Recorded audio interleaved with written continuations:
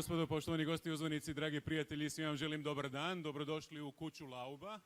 I vi recite dobar dan. Drago mi da vas vidimo u ovolikom broju, drago mi da smo interaktivni, treba će nam to. Is that there are so many of us here today that we are interactive. We will need this today.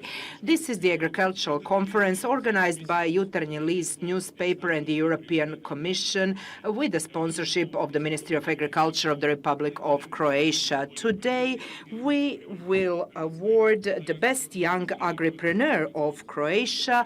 The contest was organized by Marijana Petir, the Croatian member of the European Parliament.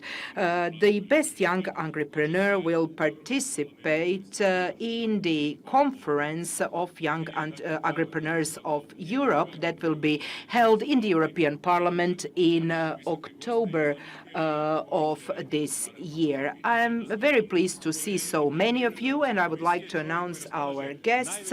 We have the European Commissioner here for Agriculture, the man who has the biggest budget in the European Commission, Mr. Phil Hogan.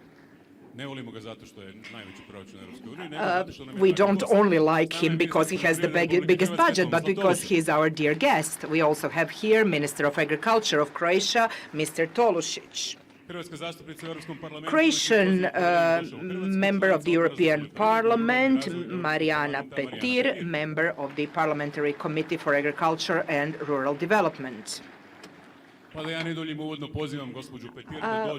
Without taking too much time, I would immediately like to invite Madam Petir to present this project and tell us why she initiated it. Thank you very much. A very warm welcome to all of you, dear young agripreneur, dear Mr. Commissioner, Mr. Minister, our media sponsors, representatives of Jutarnji List newspaper, representatives of Erste Banka Bank, representatives of the government, farmers, all of you dealing with agriculture, all of you supporting the agriculture. I welcome you all. Thank you for coming to the award ceremony of the best young agripreneur of Croatia.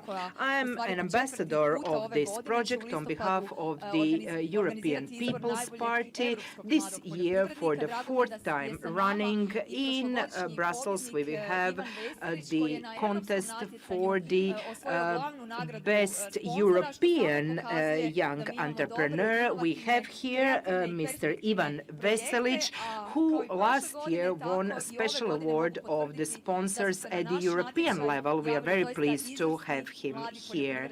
This year, again, we had very interesting entries into our contest, the young farmers who we can all be very proud of. We received 28 entries, all by exceptional young people who showed very clearly that they have excellent ideas, that they like farming, and that their work can be a model for all of us.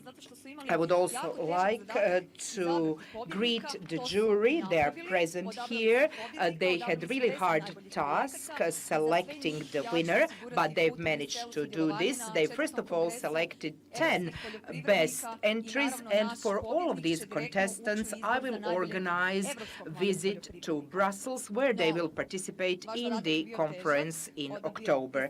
The jury had a very hard task in front of them. My message to all of you young farmers present here today, as far as I'm concerned, you are all the winners. Your projects are excellent, and with your engagement and your work, you made sure that Croatia is much better. Your ideas, your creativity have to be supported. The decision makers among us have to support it, and the presence of Commissioner Hogan here among us today clearly shows that the European Commission supports young agripreneurs, young farmers. We would like you to take over your work from your parents and grandparents and also to pass it on to your children. And my special welcome goes to your children. Some of them are here amongst us. You are true keepers of Croatia's landscape, of Croatia's space, of Croatia's traditions and values, and this is why I have always drawn my inspiration from you. I'm very honored to be your representative. Thank you. And the time is now to present to you the 10 finalists, 10 people who are growing the variety of products from potatoes, some exotic plants such as sweet potato, Varaždin cabbage, then squashes, and they come from all the different regions of Croatia.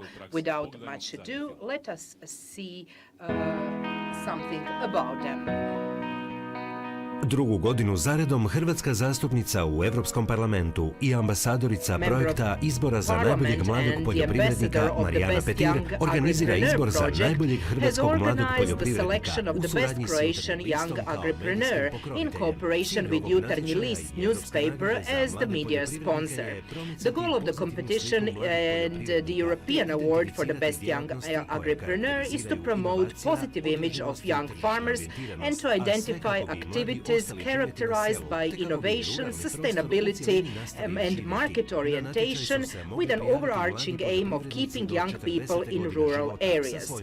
The contest was open to young agripreneurs up to 40 years of age and their projects, which were being implemented or completed in 2016. Out of 28 entries, here are the finalists. Matija Cetinić Frankos produces berries, raspberries, blackberries, Siberian blueberry, currants, jostaberry, and vegetable. His business motto, agriculture is not a job, it's a lifestyle. Jelena Grčević owns a flock of 45 goats and produces goat cheese and milk. Her business motto, a glass of goat milk guarantees longevity. Diana Prpić produces fruit, vegetables, and keeps cattle. Her business motto, accompanied by sunshine on the green road to success. Tatjana Barić produces wheat, barley, sugar beet, and green asparagus. Her business motto, being the master of your farm. Željko Horvat raises cattle and produces cereals. His business motto, we shouldn't be ashamed of what our ancestors did, we should respect that and foster the tradition. Ljerka Vlahović grows olives and citrus fruit. Her business motto, the success means not giving up along the road leading to success. Lovro Lenac produces pumpkins, spelt buckwheat, and amaranth. His business motto, regardless of where we are and what we do, we should always be different and believe in what we do. Dražen Kumarić produces and processes potatoes, cabbage, tomatoes, cucumbers, and peppers. His business motto, if there is a will, there is a way.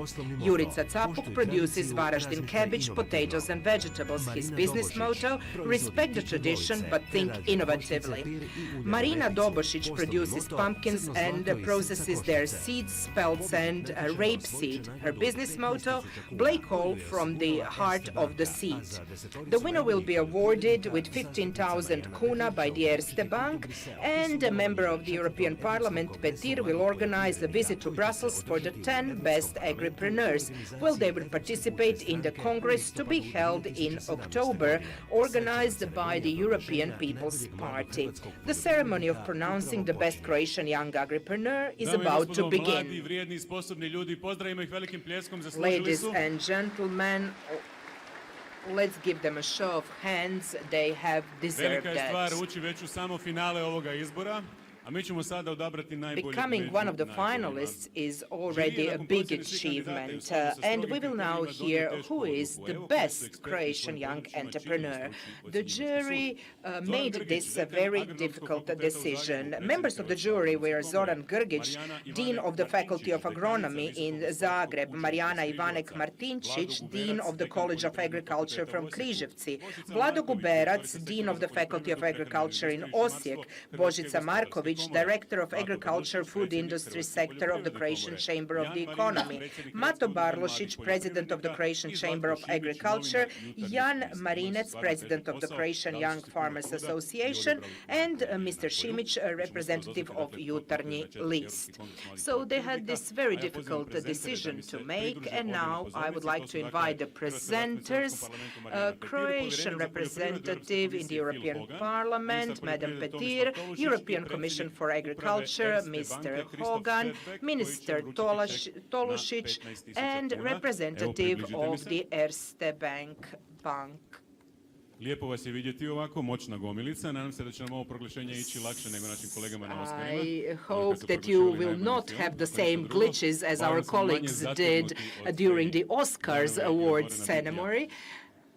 Napetost polako raste, a znate ko će nam donijeti So kuvertu? the tension is palpable, and Mr. Marinac, President of the Young Farmers Association of Croatia, will now bring the envelope. Dame i gospodo, za koji trenutak Let's award the doznaćemo jury also with a show of hands. najbolji hrvatski Now mladi we are about to learn who is the best young Croatian agripreneur. A Oskar ide. So the Oscar goes to Matija Cetinić-Frankos. Matija Cetinić-Frankos. Matija Cetinić-Frankos, najmanje u Donjem Laduću uzgaja egzotično bobičasto voće. His farm is in Donji Laduć, where they produce berries. He and his wife planted the previously unknown Siberian blueberry in Croatia. He hopes that his family job will be taken over by his two sons, but they are only 1.5 years old and 6 months old, respectively, so their parents will have a lot to do before they actually take over. The Siberian blueberry is resistant to snow and cold. However, it needs to be irrigated during the summer months. Please, let's award our winner.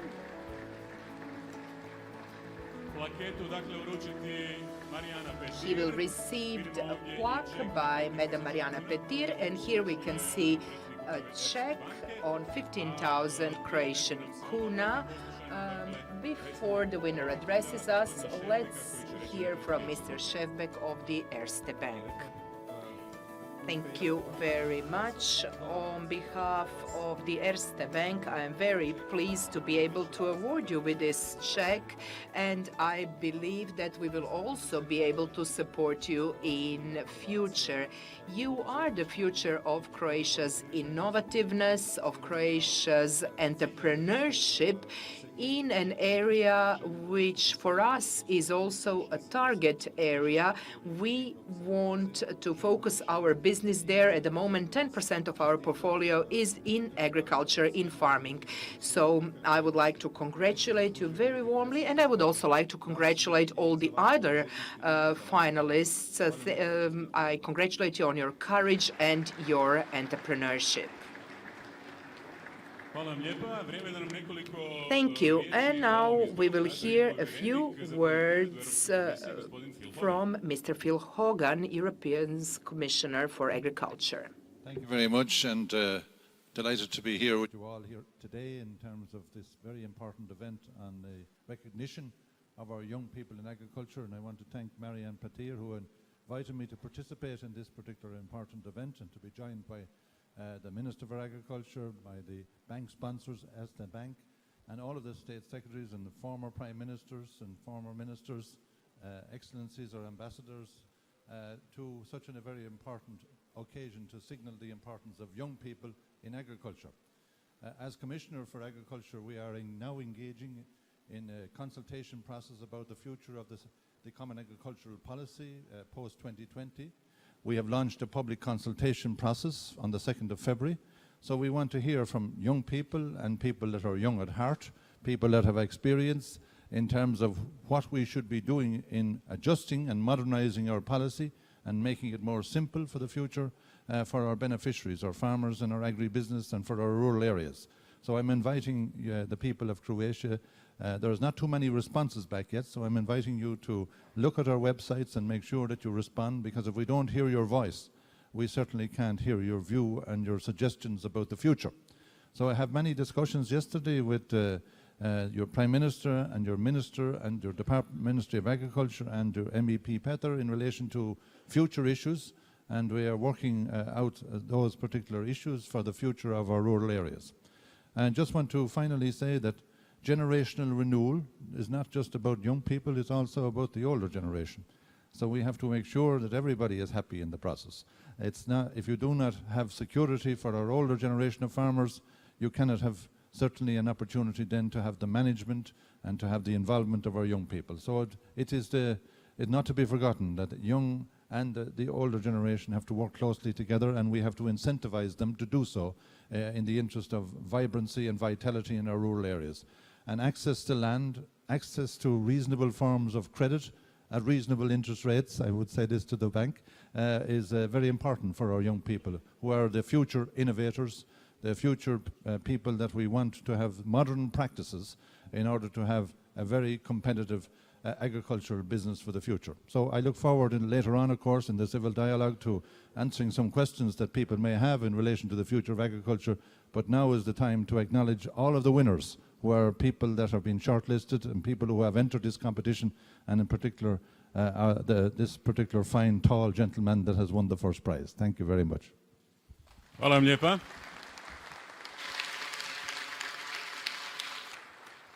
Hvala povjereniku Hoganu. Zanimljiv je bio ovaj dio govora koji se tiče razumnih kamata za poljoprivrednike. Vidimo da i bankari klimaju glavom. Nadamo se da će se stvari u tome smislu i razvijeti. A najbolje sada da poslušamo našeg mladog laureata. Now we'll give the floor to the winner, who has just taken over this symbolic check that has been handed over to him. So, how did you come here? Thank you very much. Thank you for this acknowledgement. This is not an acknowledgement to me only, but also to my colleagues from the cooperative, their families, all the hard work, will and devotion that we have invested and shown.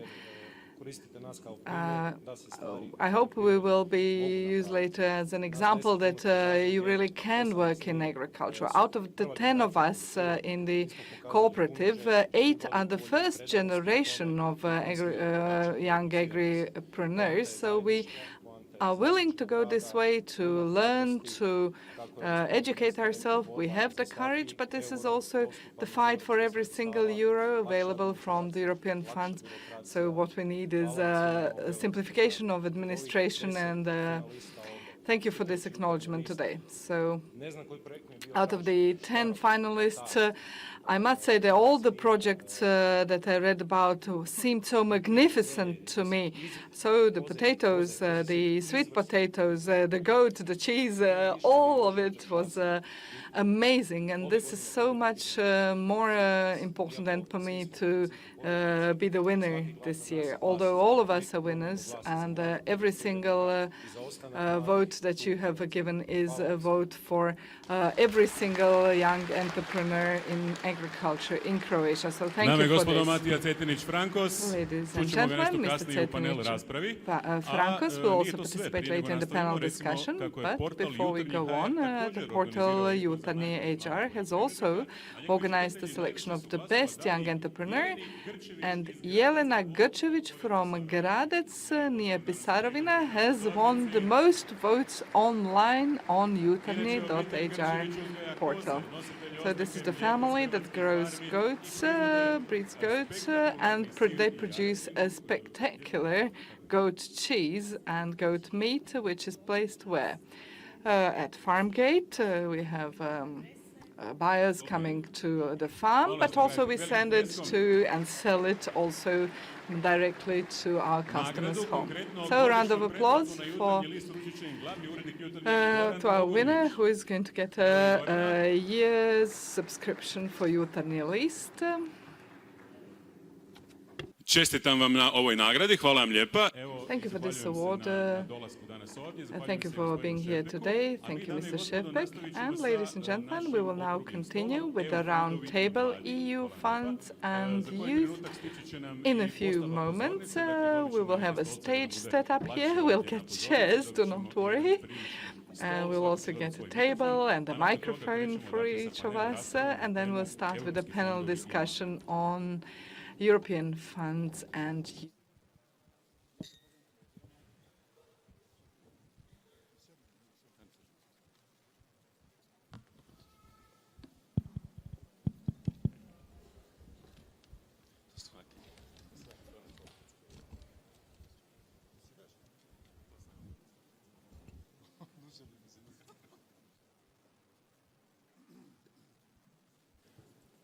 Evo, dame i gospodo, postav pozornice za koji trenutak će biti spreman, a nakon toga ćemo sjesti jer u idućih 45 minuta ću ja prvo voditi raspravu. I will moderate the discussion at first, and then I will give you, the audience, the floor for the next hour and something. I see that many are ready with their questions. I hope you have the questions ready, because here we have the most prominent and the people here who are really best called for to respond to these questions. Mr. Hogan, so the Croatian Minister of Agriculture and Kopa Kodjaka have sent a written request to the Commission to help the Croatian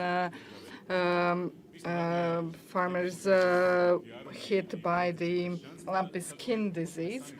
So we are somehow the sanitary zone preventing, like the buffer zone, preventing the entry of the disease into the EU. So our farmers have been really...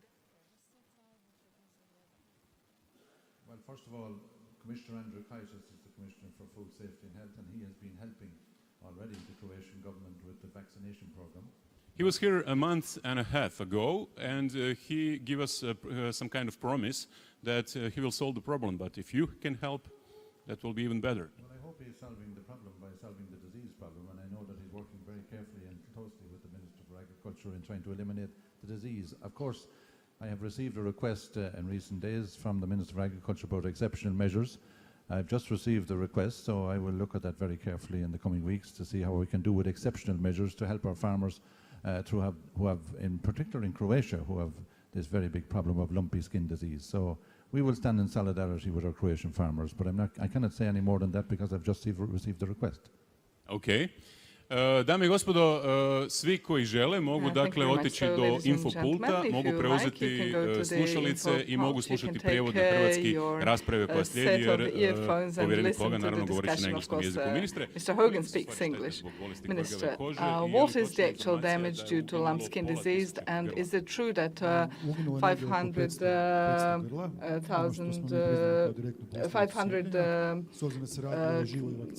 heads of cattle have died? Yeah, about 500 have died. Yeah, that is true. But this is a live vaccine, and this is a problem for our farmers. Last year, Croatia vaccinated about 400,000 heads of cattle. This year we provided 20,000 kuna for reduced lactation for milk cows, dairy cows, because this is one of the direct consequences of the vaccination against lumpy skin disease. So this reduced lactation is 12 to 15%. We think about, we have data before the vaccination and after the vaccination, so we have provided some funds to cover for the damage. Now we are expecting the Commission also to assist us, not because of the money, but just so as to show our farmers that the Commission is also involved and cares about this. But also we're expecting some financial assistance because we will have to vaccinate again our cattle in this year. The directions are not going to be so severe as last year, but we still have to be quite credible to our farmers and say, yes, if there is damage, Croatia, the Croatian state will help, but also the Commission in partnership with Croatia, and will cover for the damage. So we cannot play dumb here and play as if we didn't know anything about this. We need to have some compensation for the dairy sector, because in agriculture the dairy sector is particularly in danger. Mrs. Petir, you said that any family with a single, even with a single cow or a goat, should receive some kind of support from the state. Is this possible? Yes, I do think this is possible. What we really need is to fight unfair trading practices. I talk a lot to the Commissioner about this as a member of the Parliament, and thank you, Mr. Hogan, for supporting our proposal of the Parliament to introduce legislation for fighting unfair trading practices, because our farmers work very hard and have very good products, but then they are beaten by cheaper products at the market, dumping practices and prices not undergoing such strict controls and with inferior quality. And even some trading partners are not acting quite fairly. They breach contracts, even return goods already taken over. Purchase prices also being manipulated sometimes with.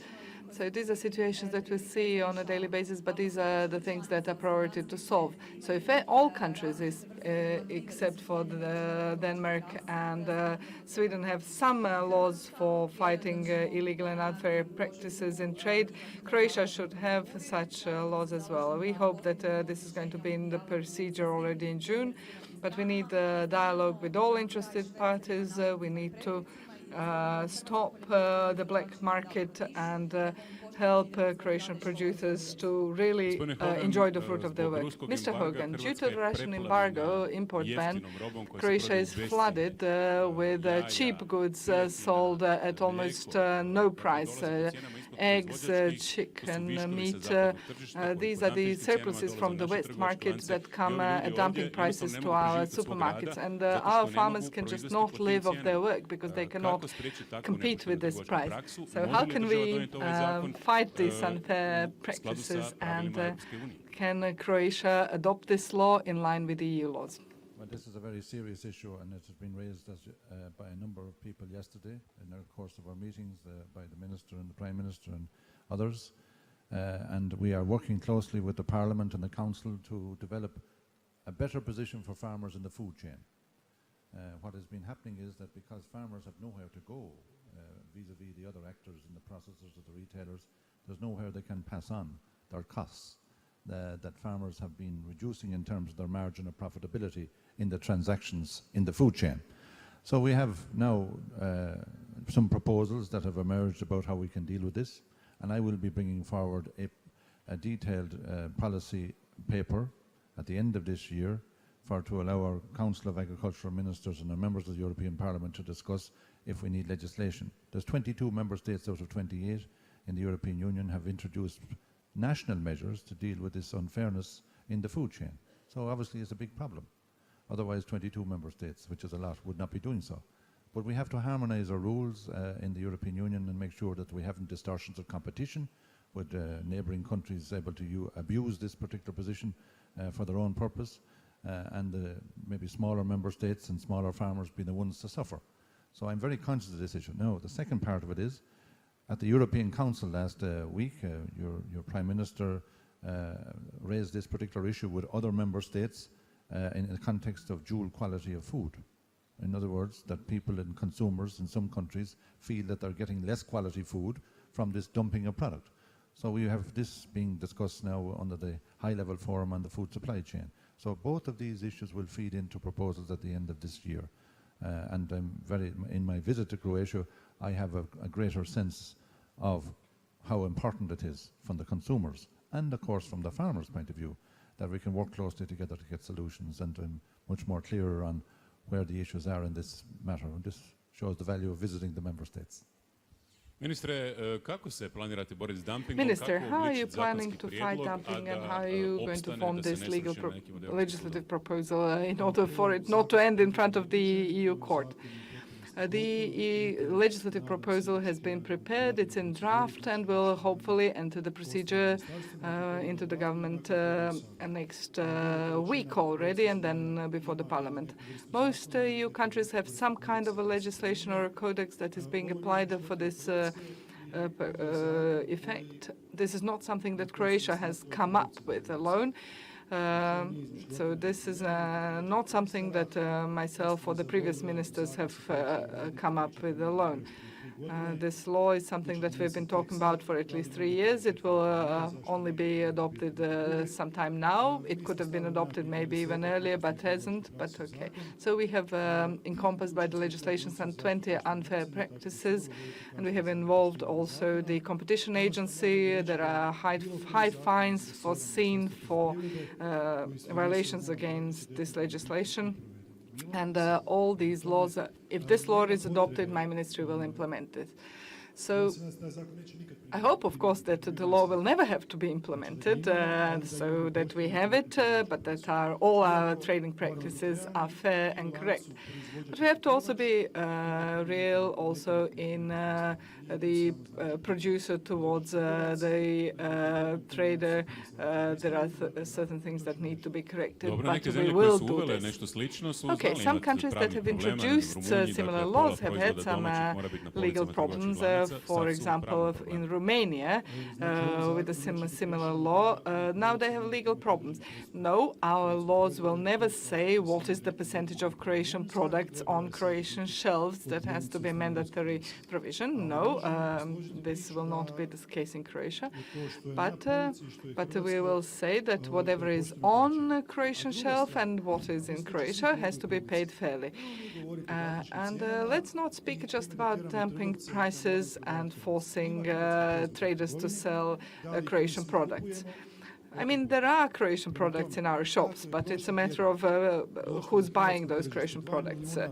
So if we have 2 million liters of pasteurized milk from the Czech Republic on our shelves, you have the choice. You can buy Croatian milk or you can buy Czech milk.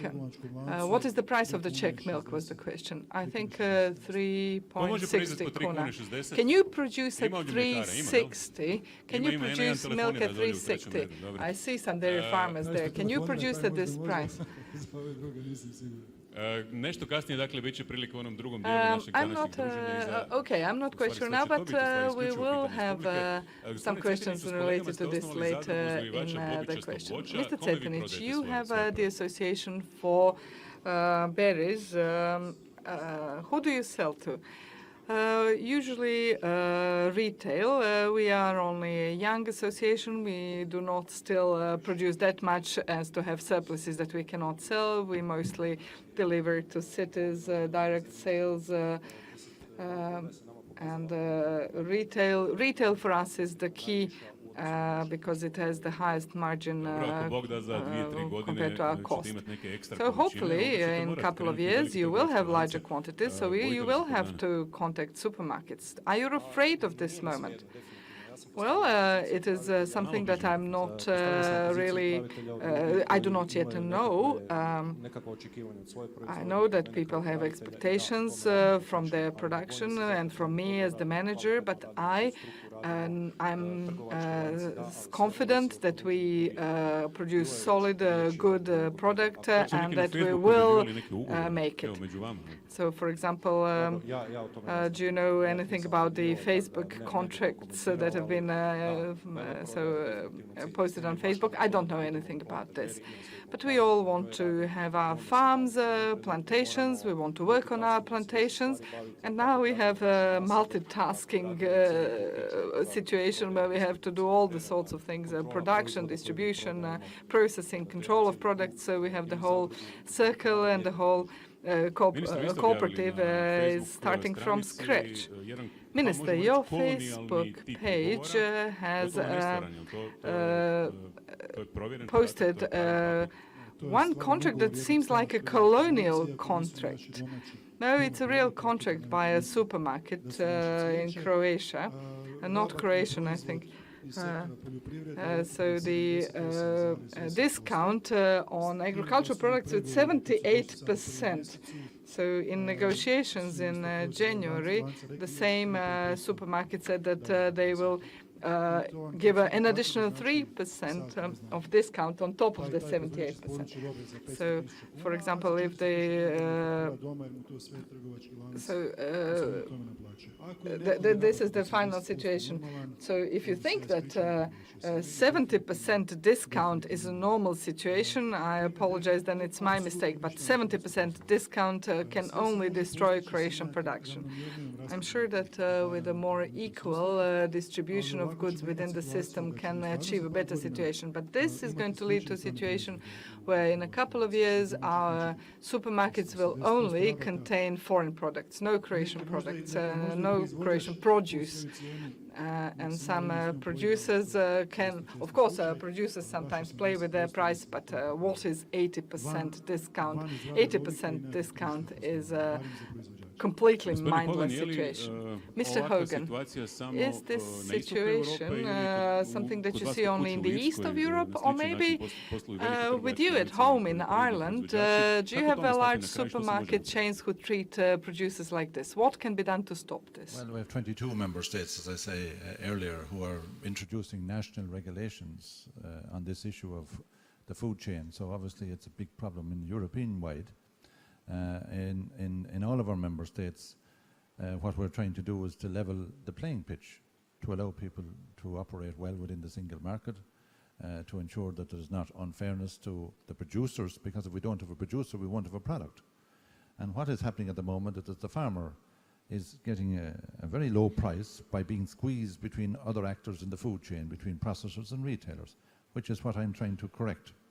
And I am conscious that the recommendations that I've received from an expert group around unfair trading practices, around market transparency, about better competition rules, these are all important to help the farmer.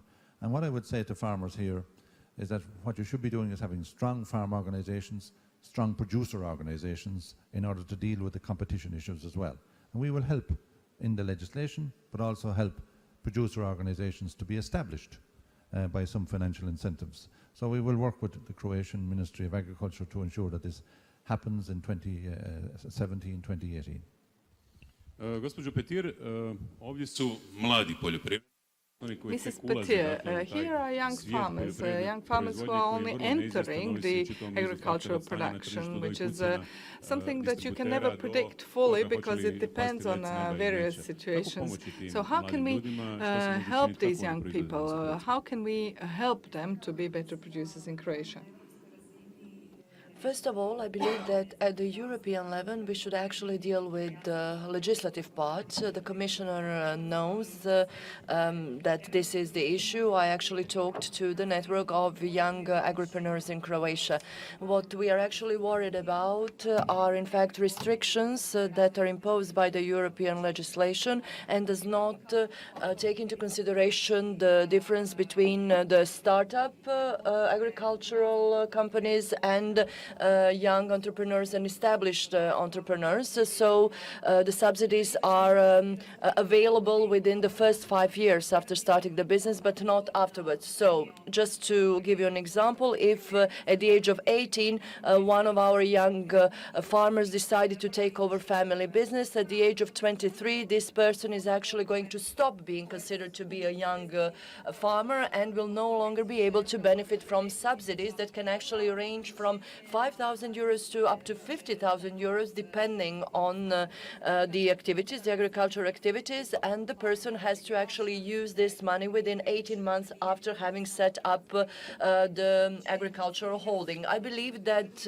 these provisions in the EU legislations are to a certain extent discriminatory, and this is why I would like to sit at the same table, so we, the young farmers, can talk to the Commissioner about this issue, because I believe that this is something that can be taken into consideration, and if this provision is no longer there, this could actually provide new boost for young farmers. Also, in terms of funds, the Commissioner is very active in dialoguing with the EBRD. We are trying to get the Croatian and other banks on our side. For example, the colleagues from Erste Bank actually noticed that there is the opportunity there. So we cannot actually speak about the fair competition if our young farmers actually have to meet very high interest rates, whereas, for example, the Austrian young farmers have interest rates at around 1%. So with the current legislation, there is yet another problem. It is very difficult for young people to actually become owners of the land. It's much easier for somebody, for example, living in Patovčak and having a wealthy background to come to Slavonia and buy land in comparison, for example, to somebody who actually lives in Slavonia and unfortunately does not have the necessary financial means to buy the land to start the agricultural production. I believe that there is the whole range of issues that we have to deal with, but indeed a great number of them can be solved, and if they are, this could indeed provide boost for young farmers. Mr. Hogan, we actually heard that it can happen to a person that at the age of 23, this person is no longer considered to be a young farmer and can no longer benefit from such subsidies. Do you think that such... Absolutely, and I hope that the Council of Ministers in the European Parliament will make the changes this time that they could not make the last occasion. We have to define what an active farmer is as well.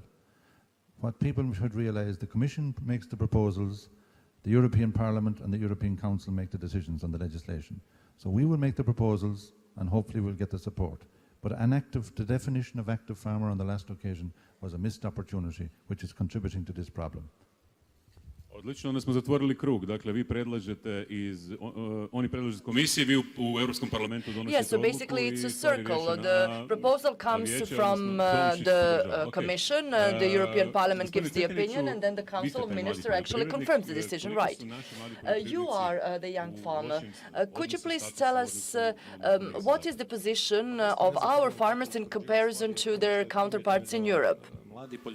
Well, actually, I wouldn't really go into comparison that much because there is also a difference in attitude. For example, when you look at young farmers in Europe, they are very prone to joining associations, working together, etc. When you look at the situation in Croatia, 10 years ago, people were not really very prone to joining others, joining forces. The situation is actually now different because at least they're willing to cooperate with 3 or 4 of their neighbors. So now they see that they are stronger together.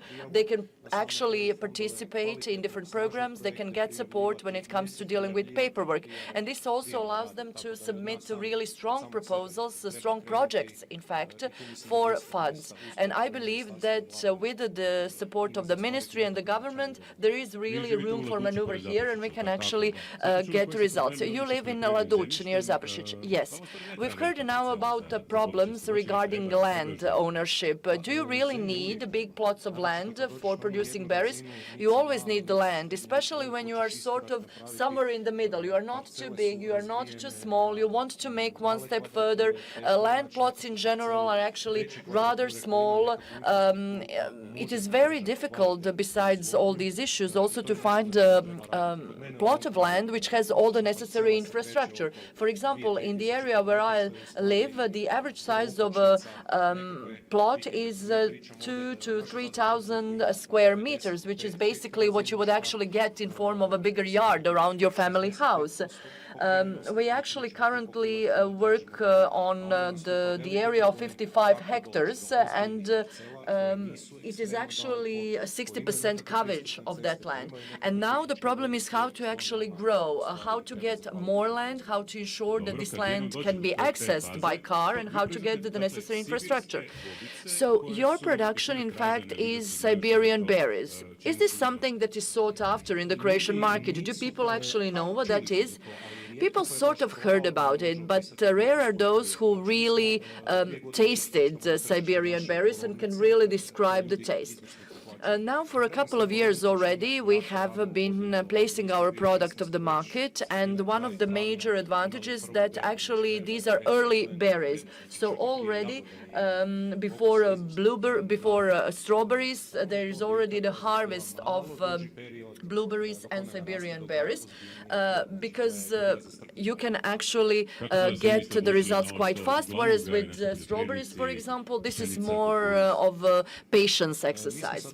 What about other crops? Well, we are now a part of the European market, and it is actually very difficult to find the adequate land plots. In order for us to be competitive, a lot has to be done because, for example, there is a farmer, a crop grower in Ukraine that has over 30,000 hectares on his hands. I do not really know anybody in Croatia who actually has this status. It is very difficult for us to be competitive in terms of price. In these conditions. We actually recognized our opportunity in this particular market niche. This is the organic product. It allows us actually to get a high-profile product. Your problem is not the winter conditions, but basically sun. Yes, but in terms of the problems that, for example, heat can cause, you can actually work on irrigation because we have Siberian berries, so the low temperatures are not a problem, just the high ones. I would just like to add that we in Croatia should not really struggle to be competitive in terms of quantities. A room for maneuver in terms of competition for us is actually quality.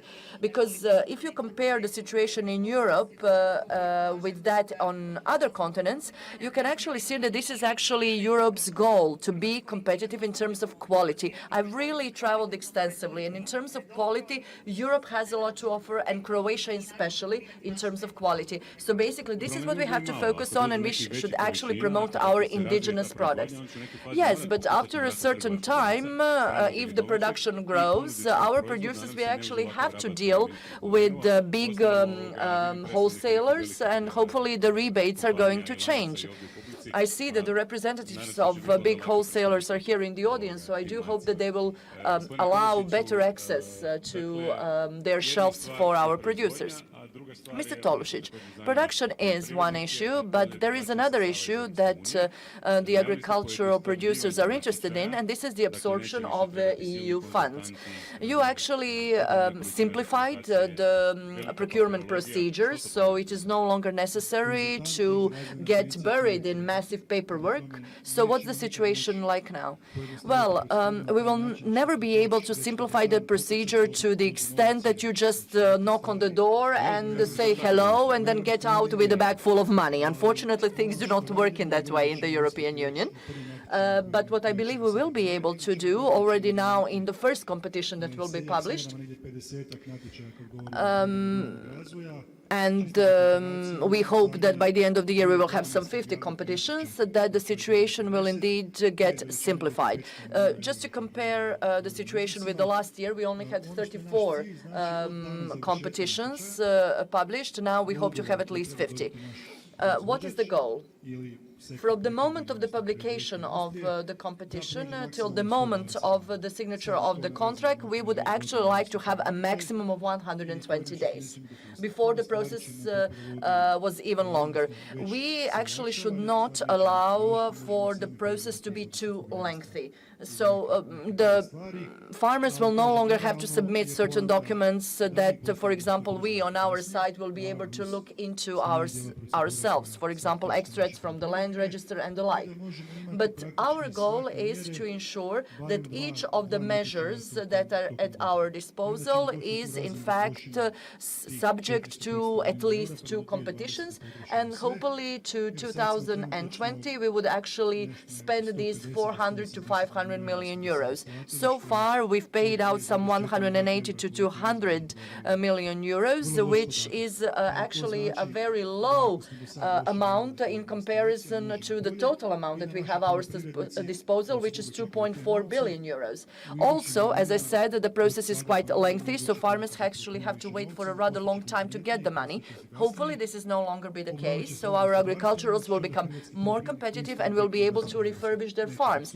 And hopefully, in a rather short period of time, Croatian farmers will be able to compete with the European farmers. Mr. Hogan, you actually mentioned during your introductory remarks the interest rates, the bank interest rates that are sometimes quite a burden for farmers. In Croatia, this is indeed a problem. For example, if you look at the price of milk, milk producers can no longer, in fact, pay out the loans. How can we help them? First of all, the European Union are giving 1.5 billion euro over 7 years in direct payments to our farmers.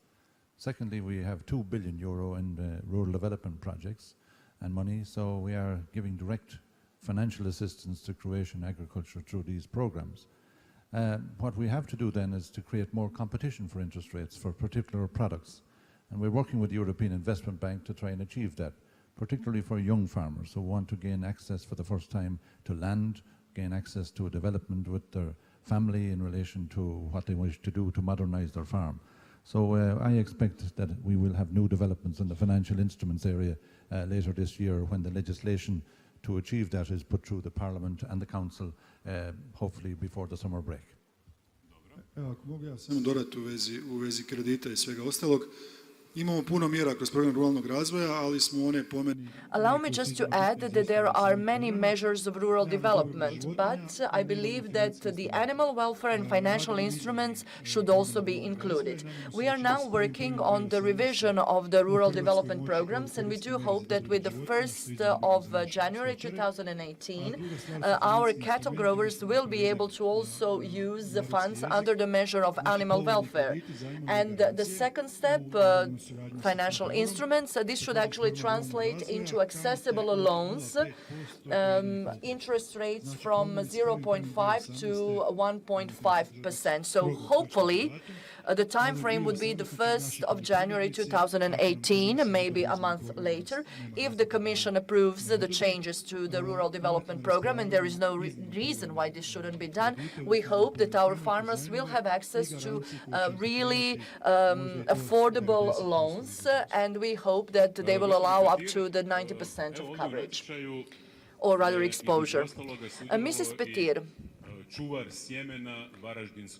one of the contestants in our contest was also the seed keeper for the Varaždin cabbage. We know that when it comes to the Varaždin cabbage, there is a dispute with the Slovenians. It's not Turkish cabbage, it's Varaždin cabbage. What is your take on the disputes regarding the indigenous products? Well, I would actually like for our Slovenian friends to maybe take some time and think before they lodge a complaint next time. We have really good cooperation with them, but we would also like them to be fair. Jurica Cafuk is here with us. He is actually the 4th generation of keepers of seed for Varaždin cabbage. His children are going to be the 5th generation. Jurica, please stand up so that everybody can see you. He is actually the keeper of the seeding material for the Varaždin cabbage. How do you do that, actually? Well, this is, in fact, family business. I am the representative of the 4th generation. What do you actually do to keep it? You actually do it in a traditional manner. So it was my great-grandfather that started this business. It is the seeds that are over 160 years old. Well, we actually do not only keep the actual seed, but we also keep the tradition in order for it not to die out.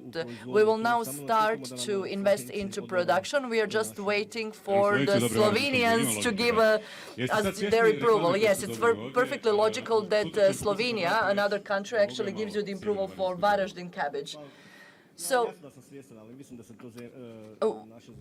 I believe that our cabbage already has a pretty good reputation. Well done, Jurica. I would just like to add that when it comes to the protection of our indigenous products, we actually have excellent cooperation with the European Commission. I am in continuous communication with the DG Competition about this case of Varaždin cabbage. They told us that they received replies from both the Slovenian and the Croatian side, and that on the basis of everything at their disposal, they will try to make a decision. I believe that our commissioner understands that Varaždin is in Croatia, and Varaždin cabbage can only be Croatian. So, Commissioner, is this really so clear-cut? I have enough trouble with geographical indications between Slovenia and Croatia. I don't want to have another more diplomatic incident here today. But anyway, I'm sure that the cabbage is of such high quality that the quality of the product will dictate itself that it should be protected. But just generally speaking, I can say that geographical indications are important. It gives a premium price to the producer. It's a significant statement for a region in terms of culture and tradition and heritage. And I would encourage Croatia to continue on this road of explaining and showing the quality of their products in all of the regions and counties in a specific way, because this is where you're going to ensure that these quality products are put on the international market, they're sold with a good premium price, and therefore it generates employment for rural areas. And we are more than happy to simplify the procedures in the years ahead to ensure that geographical indications are able to be granted much more quickly than they are now. Osim varaždinskog zelja, tu je i pitanje istarskog terana. Istra je najzapadnija. Besides the Varaždin cabbage, there is also this issue regarding the Istrian teran. Istrian is Croatian county, so teran is Croatian as well. Commissioner? And it's Italian as well, I understand. Yeah. I have visited this region, so you won't fool me on this one. No. Italy, Slovenia, Croatia, all share history, but we are, as you know, in Tehran, wine is a big issue, very emotional issue for Croatia and Slovenia, and we have set in train a process where we're going to try and resolve this issue. Minister, last week you had a meeting with the Minister of Agriculture in Slovenia. What did you have as drink? Well, we drank graševina, not teran. But when it comes to teran, I would just like to say that Croatia really respects each and every decision adopted by the European Commission, especially when it goes to Croatian favor. So we would like to thank the Commission. We have indeed submitted all the data that the Commission asked from us, and our wine growers actually have some 300 hectares under Teran. The Commission actually initiated the procedure, and it's not always the Slovenians that lodge complaints. There are also others, but the European Commission has proved to be the objective observer of the situation, and from my perspective, they have been making fair and just decisions, so we are going to work on other issues, including Teran, in the future. Mr. Cetinic, have you ever used any funds from EU funds or from the ministry? We were actually able to use 15,000 euros under 631 measure. We actually used this for solar panels, electro pumps, pipelines. Actually, the whole process took a year. We were able to absorb the funds, but the fact is that it was a lengthy process. And this is why I would actually like for this process to be shortened. What are the risks of the kind of production that you are involved in? Do you have any safety nets or other protective mechanisms? What is the practice like? Well, I am aware of the fact that the farmer has to do on his own whatever is in his power to take all the precautions and to make sure that the crops are protected. And there are insurance houses, I will not go into details, where you can take out the insurance policy to protect both the land and the crop and the harvest. But rare are the insurance houses that actually allow for this possibility because they don't really understand the risks. You live in Laduć, near Zaprešić. You are 20 minutes from Zagreb, but also very near to the Slovenian border. You actually benefit from living in the country. in nature with your family. At the same time, you are not too far away from Zagreb. What do you think that the Croatian government should do in order to motivate young people to stay in the country and continue with this way of life? But I believe that the Croatian young people who want to get involved in agriculture do not question their decision to work in agriculture. What they have problems with is how they're going to place their products on the market. I'm actually not for the strict regulation of the market. The rules should be known, that's for true, and should exist. But when I produce my berries, I am the one who actually has to take care of that. I invest, but I'm investing in order to actually get some return on my investment. That's quite clear. And this is the respect when it comes to the return to the investment, that things should also be clear. Minister, will everything be clear? Yes, I certainly hope so. I do hope that the new legislation that's going to quash the unfair commercial practices is going to allow, indeed, for the rules to be fair across the board. In the past 10 years, the situation in the market has been rather chaotic. We allowed for all kinds of products to enter the market, and the situation is what it is. You cannot actually right all the wrongs within 5 months.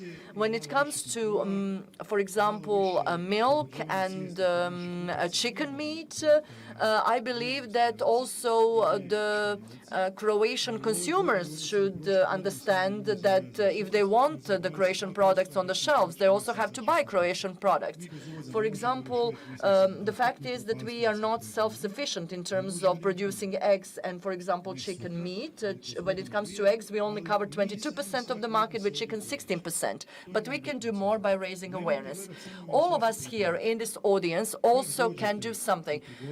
Let us not always address the Ministry of Agriculture. When you go shopping, buy Frank coffee or buy Dorina chocolate, not another kind of chocolate. Is the minister allowed to say something like that? I think so. I am the Minister of Croatian Agriculture, so I think I am allowed to say that. So do not ask what your country can do for you. Yes, and buy Siberian berries, although they are from Siberia. That's what I wanted to say. Yeah, and other products of our producers. We are nearing the end of this introductory panel. Now we are going to leave enough time for the questions from the audience. At the very end, Mrs. Petir, you said to the young farmers that they are the keepers of the Croatian space and values. We know that 17,000 people in Croatia, 17,000 people more in Croatia die than they are born. What does keeping agricultural production alive in rural areas actually means for the 4 big cities?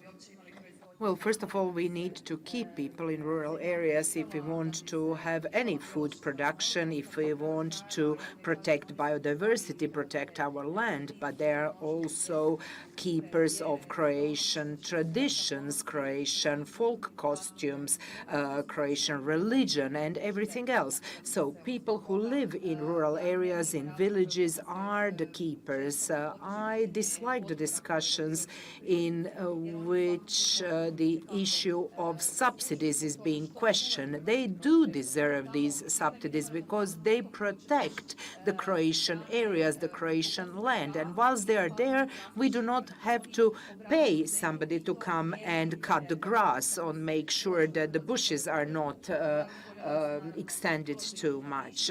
I would like to see much more invested into agriculture, and I would like additional support for young people staying in rural areas or young people wishing to go and live in rural areas. So I do hope that the future government subsidies will go in that direction, that we will support young families who want to stay in rural areas, who want to come there, that they will be equipped with fast internet connections, because without this, nowadays, they cannot do any business.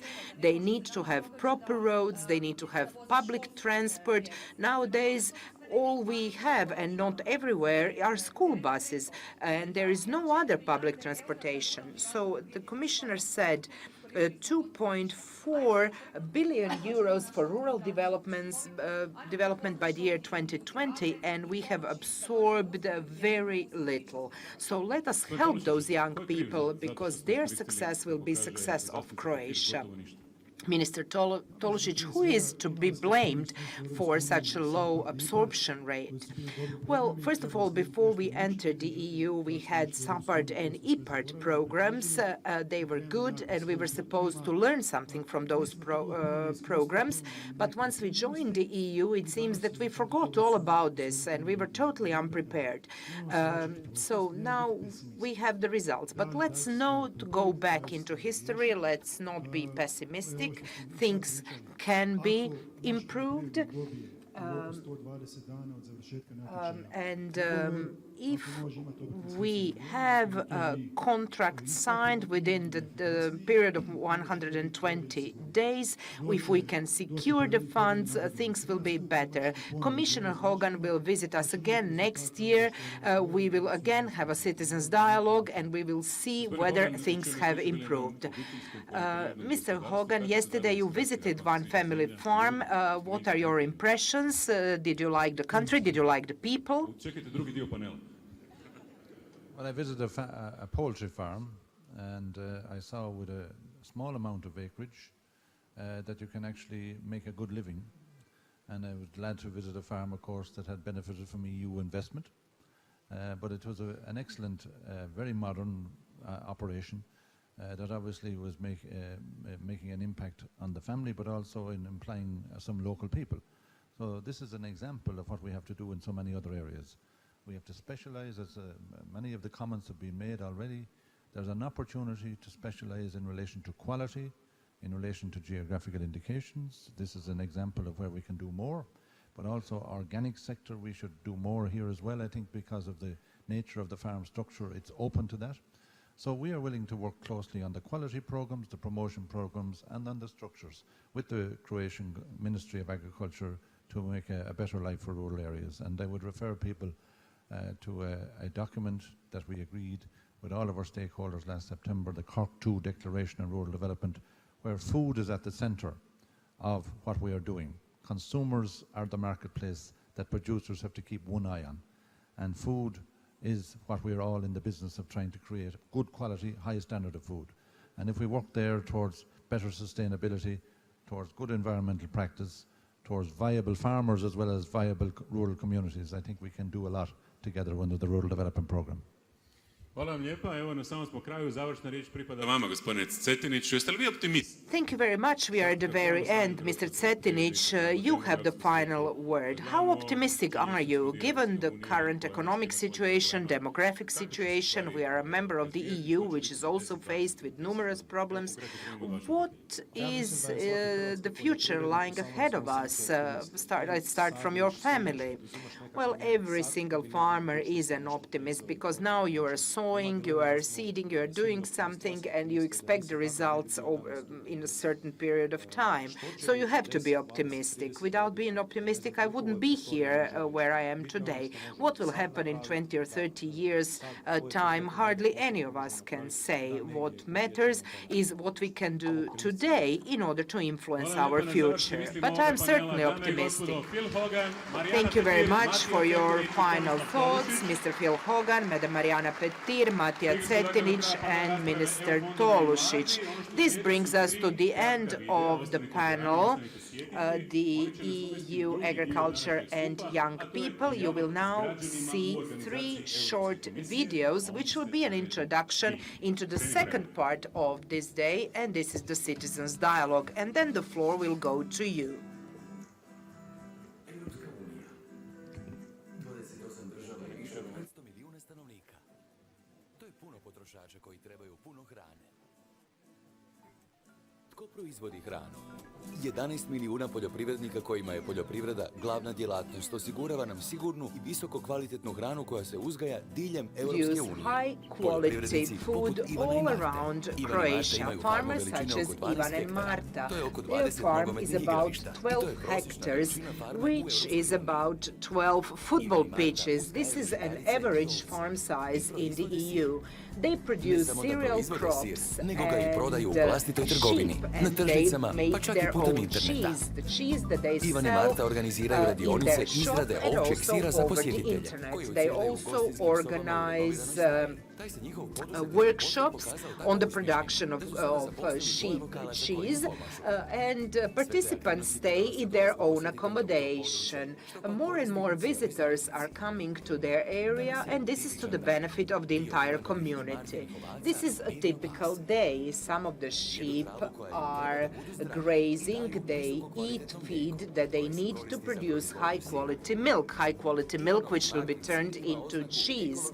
Their cheese bears organic product mark of the EU, which means that they follow strict rules such as animal welfare rules and environmental protection rules. This is the beginning of the new season. The sheep are lambing. The whole family is helping out and trying to provide a proper environment for sheep and the young lamb. They are putting ear tags on the lamb so that they can secure their traceability throughout their life. Ivan and Marta hoping their children will take on the farm from them, but at the moment the children are not very interested in the occupation of farmers. They're dreaming of different careers. Vlatko would like to be a fashion designer, but where he lives, all that he can do is see the wool on the sheep. Anna would like to be a lawyer, and she's using every opportunity she has to exercise her speech performance. Nowadays, only 6% of farmers in the EU are under 35 years of age. This is a big problem. In order to secure our future, we need a new generation of farmers. Farmers not only produce food, but they also keep the rural environment. Ivan and Marta are employing sustainable farming methods, so they're trying to protect the natural resources such as the land and water, and they're also fighting climate change. Agriculture is a complex occupation that never ends, but for most farmers, agriculture is not just their job. They are aware of how important their activity is for other people. The EU supports them, so throughout the EU we have high-quality, affordable products, and farmers are also helped in order to keep the vitality of rural areas. So, where can you see the advantages of proper farming in your everyday life? That's a question for you.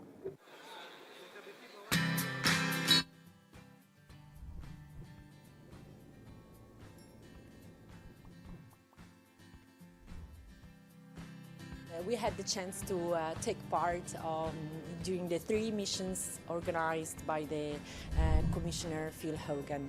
The Commissioner was very proactive in order to listen to us and use such information in order to include our inputs in the negotiations and during these trips.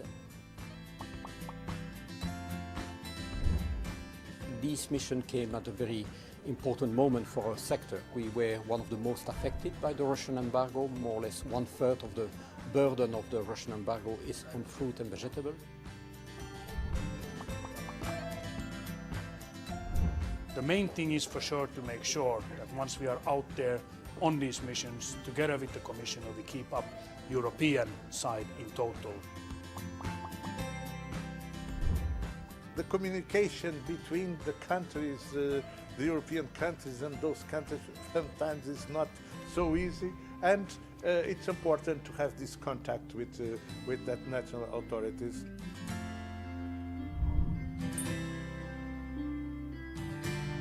%93% of the consumer are outside the European Union.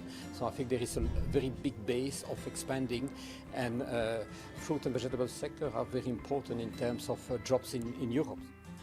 For the local area, for sure, it's a big benefit when you come in and make sure that you will have a steady trade flow. I mean, it creates also, for sure, jobs because we're doing it in sea containers. It means transportation in between the farm and the harbor. So we actually do have a fairly positive impact on the country.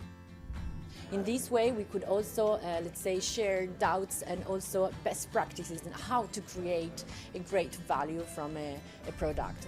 The future, what do we want in the future? We want to open all the countries in the world to have new clients and sell more, and these missions are very important.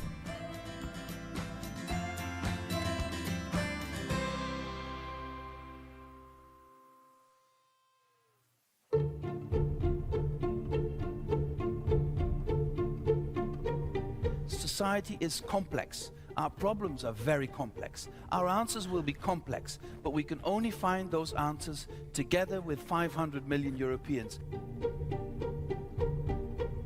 Let's work together. I'm here to learn from you. I'm looking forward to discuss with you. I would like to hear what you expect from the future of Europe and what you are expecting me to do for you.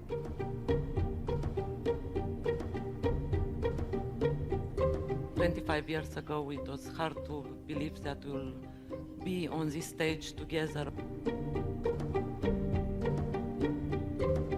I'm here to listen to you very carefully, and I would like to hear about your opinion, how we have to develop the European Union. I'm ready to take your questions. How can we make Europe more transparent? We need more content, we need to talk, we need to listen. We need to listen to your concerns and change the system on the basis of your concern.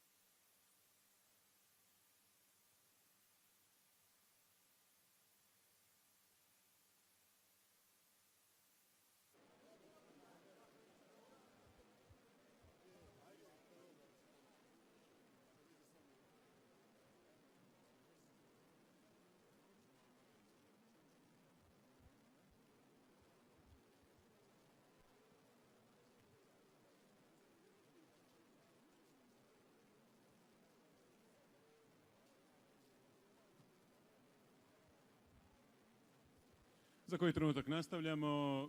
Smjestite se. Uskoro kreće dijalog s građanima. We shall continue in a few moments. Madam Petir is also coming back to the panel. Ladies and gentlemen, the videos you have just seen served as an introduction into this citizens' dialogue. The European Commission 5 years ago launched the series of such citizens' dialogues with the highest ranking European Commission's representatives.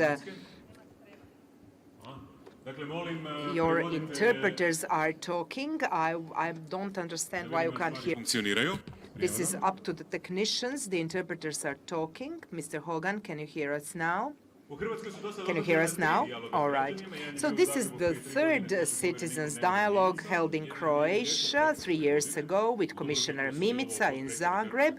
Then last summer, Mr. Maroš Šefčovič was in Dubrovnik. And here in this very room, a month and a half ago, we had here Mr. Andriukaitis, Commissioner for Food Safety. So we know that food safety and agriculture overlap in certain areas, so Commissioner Hogan works very closely with Commissioner Andriukaitis. Today here we have European Commissioner Mr. Hogan. He and Madam Petir from the European Parliament are open to any questions you might have. Please make sure your questions are short and clear without much discussions. Make sure you only use 1.5 minutes. If not, unfortunately, I'll have to stop you. So try to be concrete in your questions and please do introduce yourself. At the beginning of each citizens' dialogue, we have a universal question, and we will ask that question now. The question is, do you feel that your voice is heard in the EU? Those of you who would like to say yes, please raise your hands. So you believe that your voice is heard in the EU. If you believe that your voice is not here, please raise your hands. Could you comment, Mr. Commissioner? It seems that this is half-half. So 50% of people believe they are being heard and 50% that they are not being heard. This is understandable because we have a lot of problems in the European Union, particularly in the last 2 or 3 years.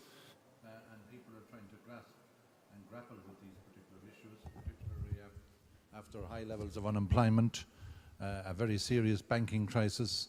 At the time of entry into the European Union by Croatia, we had just come very serious problems, and we're still not have come through them successfully yet, because people have to feel themselves better than their previous generation have felt, and that's not the case with the level of employment, economic activity and disposable income that families have at the moment. But we are certainly introducing a lot of additional investment plans, programs in order to assist people with the member states to be cohesive and to bring about a better quality of life. But it does take time. Što vi kažete, gospođo Petir, jesu naši ljudi eurofili, jesu li euroskeptici ili možda samo eurorealisti? Mi smo nova država članica i sigurno da do sad još uvijek nismo uspjeli u punom smislu osjetiti benefite članstva u Europskoj uniji, ali felt the benefits of the membership in the EU, but I am certain that our voice is being heard in the EU. My voice is certainly being heard in the European Parliament. And if you work hard, you can certainly achieve a lot. I'm very satisfied with the number of projects that I've managed to achieve for our farmers and for Croatia as such. But we need to do much more to inform our people about what the EU is offering. And we also need to assist EU in changing and adapting to what people actually need from it. Mr. Tolosic, what is your view? Are people disappointed, disillusioned with the EU, or do they still believe in this project? I fully agree with Mariana. We only joined the EU yesterday, and we have not felt all the benefits of the membership. So obviously, when we feel all the benefits, the attitude towards the EU will be much more positive. But this is always 50-50. We know that we had more than 50% support at the referendum, but normally it's always 50-50. We will see what happens in a few years' time. The EU is a well-functioning system. Croatia needs such a system, and I believe that we belong in it. You can also use Twitter, #EU Dialogues, and you can use Twitter to comment what you hear or what you would like to emphasize. Now, questions from the audience. We do have questions. Let's see where we'll start from. Let's start from the last row there. I will keep the microphone in my hand so I can stop you if you speak at length. I would like to welcome you all, especially our young farmers, our dear guest, Mr. Minister, Mariana. I am a farmer from Slavonia. I have a cattle raising farm system of so we produce cattle, me and my family with my 4 sons. Unfortunately, the situation in Slavonia, the agricultural region of Croatia, is horrible. The whole families are moving abroad, and we are putting a lot of faith into our minister, into our government, all those that make decisions, and they can do a lot. Mr. Hogan, I hope you can do your best just to make us equal. We do not want any privileges. We just want to be equal, be at the equal footing with everybody else. Nowadays, if you want to be successful in Croatian agriculture, you need to work 20 hours a day. You can have no loans, and you can take no chances. There are very few of us like that. What is it that you produce? I produce crops, and I also produce calves, suckling cows. The problem is that you cannot subsidize those that do not produce anything. We believe that 30% of subsidies are going in vain. We want some order. This is the only way whereby we can produce additional values. We fully support the EU. Croatia is an old people. We support the EU, and we want to make sure that we have healthy food. So equality is all we need. Let's hear some answers. Mr. Hogan, can you comment what you just heard? Yeah, well, already the European Union is making direct financial support to our farmers in the form of direct payments and rural development programs. And this issue of level playing field comes up regularly. Arising from the last reform, it wasn't possible to have equality with member states, but I believe fundamentally that the next proposal that I will be making will be about 27 member states, not new member states and old member states. We have to show solidarity with everybody being treated equally and treated the same. I agree with the questioner. I would like to compare it to where I know best, my own country of Ireland. In 1973, when we joined the European Union, we had a subsistence agriculture. We had small farm structures. We weren't competitive. We were dependent exclusively on the United Kingdom, our nearest big neighbour. But now you see that 80% of all we produce in Ireland is for export. We're generating thousands of new jobs, many of the high-quality goods that now we have even the French agricultural system are worrying about what will happen to Irish beef production if they don't have an outlet in the UK. Will that particular product be competing with them, with the French market? This is a big change. So Croatia and Ireland can learn a lot from each other in the small farm structure, in the family farm model.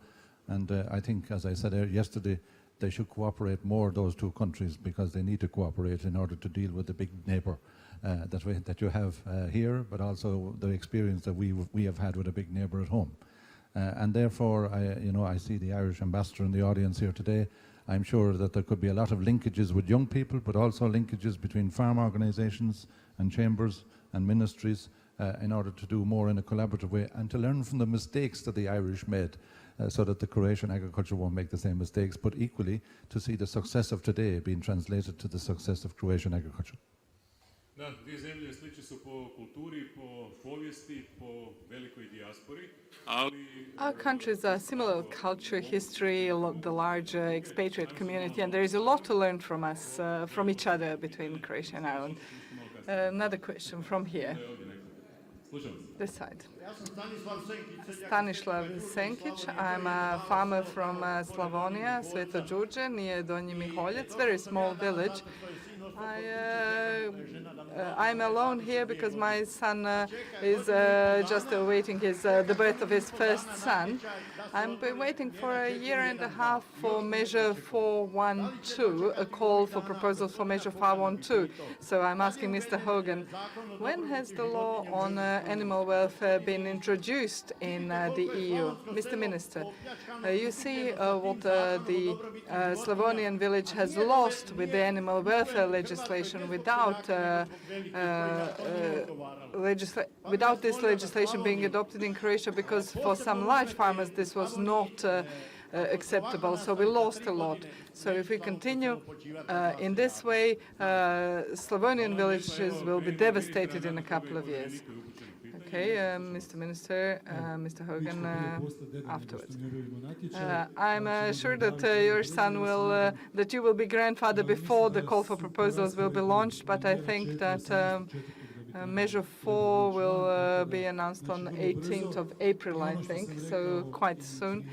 So as I have, I said 20 minutes ago, it is my desire for you, for your son, for your grandson, for this call for proposals, if you pass, that you get your decision within 120 days and not within the next 2 years. And for the next call for proposals to be launched again before the end of this year, so to be quite fast with this. And I do know what the problem is. And I know Slavonia, I know your village, and I know the rest of Slavonia, and really, trust me, I do know how difficult it is to live in the village in Slavonia, but it is not the fault of the EU, it's our own fault, and the EU can help us with this. So let us do what can be done to mend things in Slavonia, in Lika, in Dalmatia, and all over Croatia. So what was the part of the question for Mr. Hogan? The animal welfare measures, when have they been introduced in the EU? Let me tell you something. We are working on introduction of these measures, but we have to change our rural development program to include this. So this has to be first negotiated with the Commission. We have already started informal negotiations. Then we have to officially send it to the Commission, and it will take Commission some months for this. This is the normal sequence of events for the things to be approved and adopted. So what I have said, and I think is realistic, that with the 1st of January 2018, we will have the measure for animal welfare introduced in Croatia, that you will be able to use in Croatia, not before that, but realistically by 1st of January 2018. Mr. Hogan, do you agree with this? The Minister has outlined the position, and he's very generous to say that Brussels is not to blame on this occasion. Hvala vam lijepa. Matija Brlušić se javio. Matija Brlušić, who was a member of our jury and he's president of the Croatian Agricultural Chamber. Good day. Welcome to Croatia, Mr. Hogan. So a question for you. So we spoke today about joining efforts and joint representation on the market. So I'm the president of the Agricultural Chamber, and we are members of the COPA-COGECA. So how important is COPA-COGECA, and what is its role? How important is its role in the European Commission? Today we speak about young people, so I would not like to sidetrack us here. But before this period, we had an old measure where old farms had measures for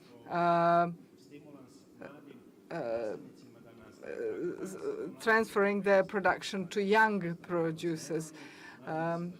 This measure for older farms or farmers has been abolished, and I do hope that this will be brought back again, because there are very many old farms in Croatia. So let us give them a chance to retire first, so they will then give a chance to young people to carry over and continue.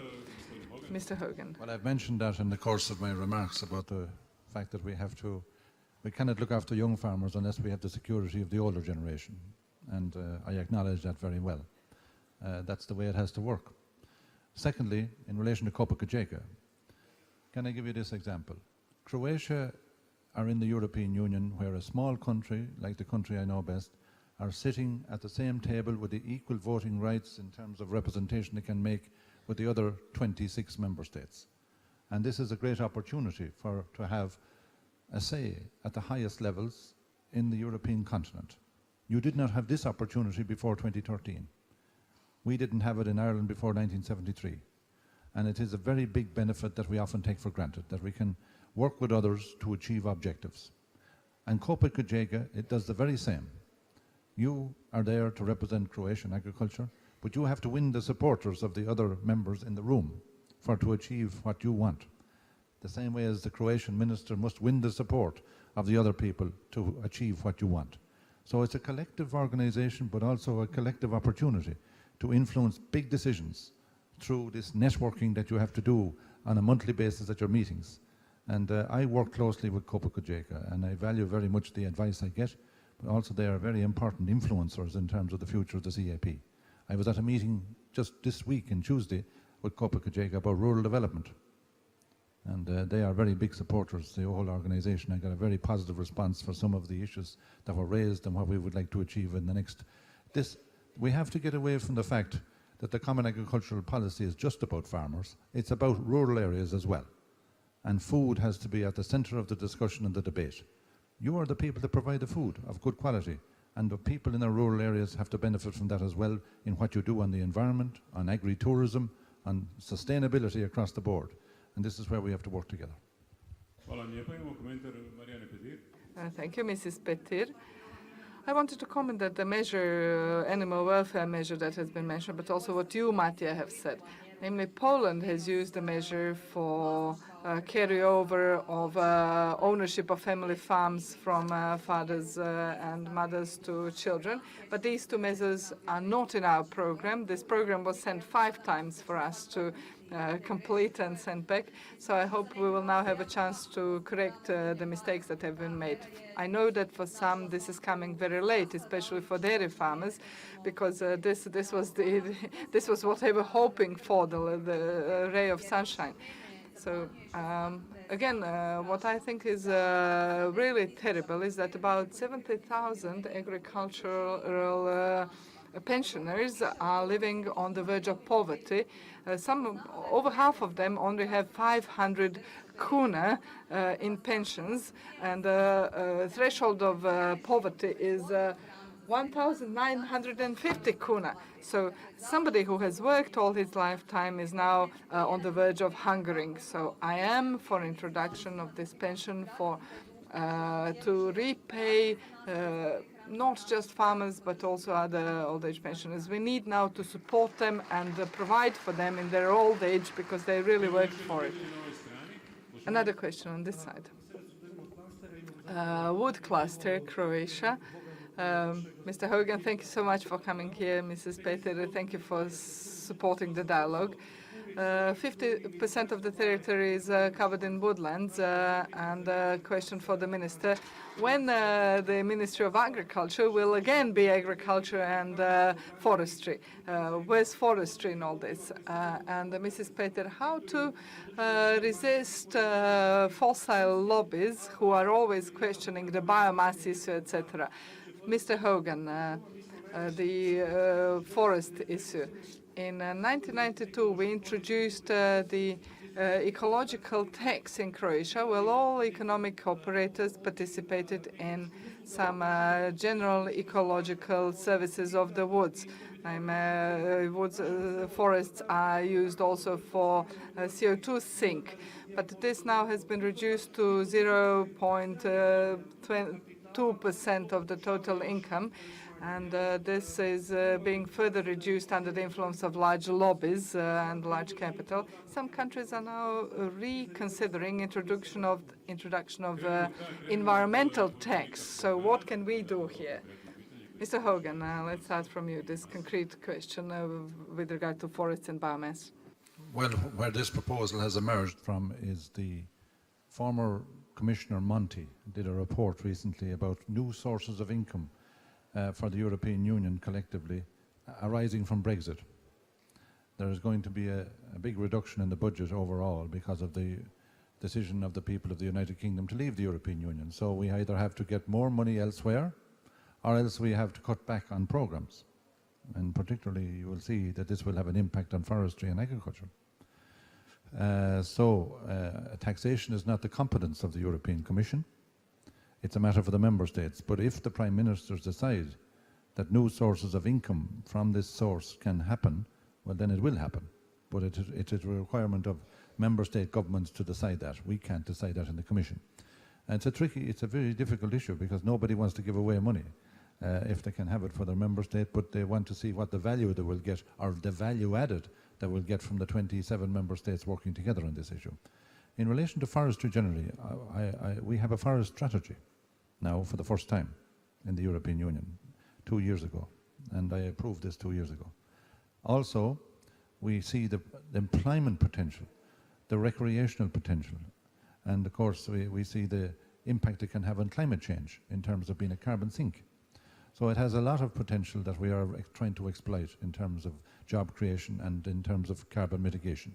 So, but the bioeconomy and biomass are both areas that I'm interested in exploring further to see can we get more potential from job creation for our rural areas.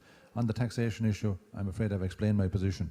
I can't make that decision for you. It has to be for others. So have you neglected forestry in your ministry? I think Mr. Kavran is best witness to how much we have or have not neglected this. I do believe we are taking full consideration about this, much more so than before, in cooperating with the cluster and with the chamber. I am not that much fan of titles. We used to be called Ministry of Agriculture, Forestry and Water Management. Now there are various other proposals to include either forestry or rural management or something else in the title of the ministry. But let's not be slaves to names, just do the job properly. So it's more important that we have a well-functioning joint management of our forests. This is an absolute priority of the Ministry of Priority, together with all the other priorities. Let's not just focus on the name of the ministry. Let's just do the job properly. Let's not waste time on these side issues. As for the usefulness of forests, I do support the cluster. I support this on behalf of the chamber.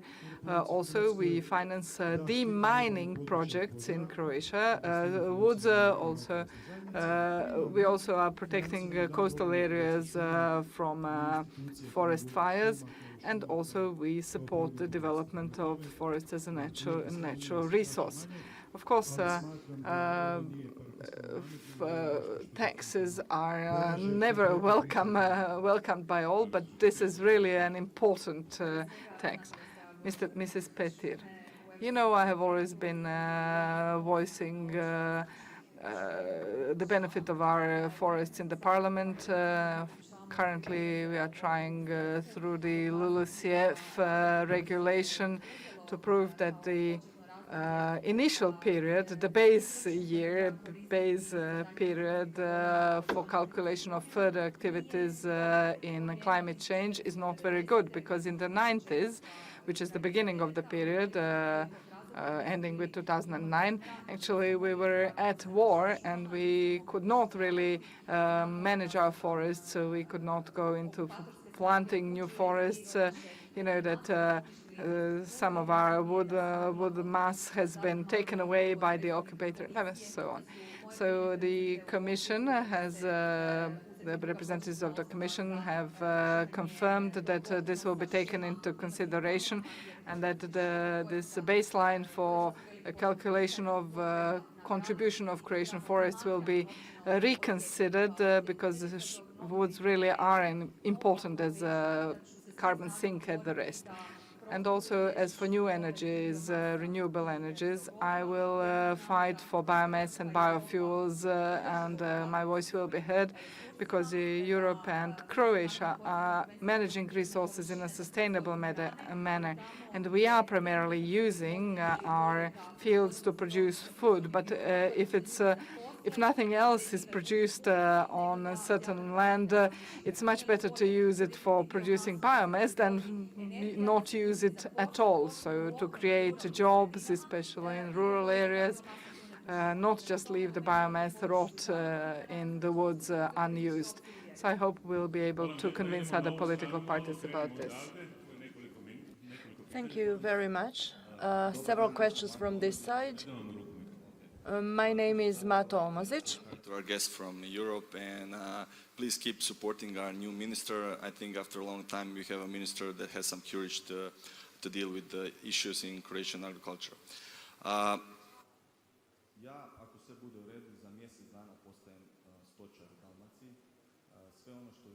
In Dalmatia in about a month. I will get this status finally. So the things that you are promoting, such as encouraging young people to go back to rural areas and do agriculture, I actually followed this. I have a question and a criticism I would like to share with you. First of all, allow me to say that when it comes to the media coverage regarding pastures in the Kras area, I would just like to say that I'm very pleased with the way this issue was handled, and I believe it is not only important to stop the manipulation with pastures, but we also have to continue promoting their use. Criticism. The ordinance for 2017 regarding subsidies. I am not going to speak about the amounts, but let me just say that on principle, you are not going to encourage anybody to get involved in agricultural production with an ordinance covering a period of 1 year.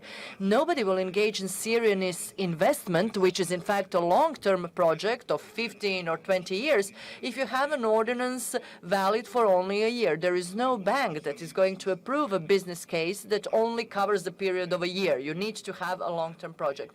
So in order to encourage young people to get involved in agriculture, you need an ordinance covering at least a period of 3 years.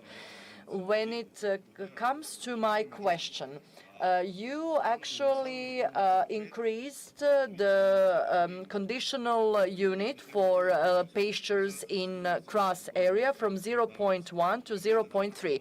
I would actually like to know how you came about this number. When it comes to Dalmatia, please bear in mind that there are huge areas covered in stone. So if I understood, it's 0.3 per hectare, conditional unit of cattle. This is in fact equal to 500 kilograms of live cattle. So I would actually like to know how you came to calculate this ratio to 0.3. Let us take the example of the plateau in Miljevac. From June to September, there is no grass there, so no possibility of using any kind of pastures because the pastures are not there. It's all covered in stone. The temperatures are too high. So if you actually do not take into consideration the land specificities, instead of having a production area, you will actually have a fattening area because people will actually have to import calves in order to fatten them. You cannot actually raise them in such conditions. How did you get to 0.3? So, Mr. Minister, if Slavonia has 0.5 as the number pinned to conditional unit of cattle, is Dalmatia okay with 0.3?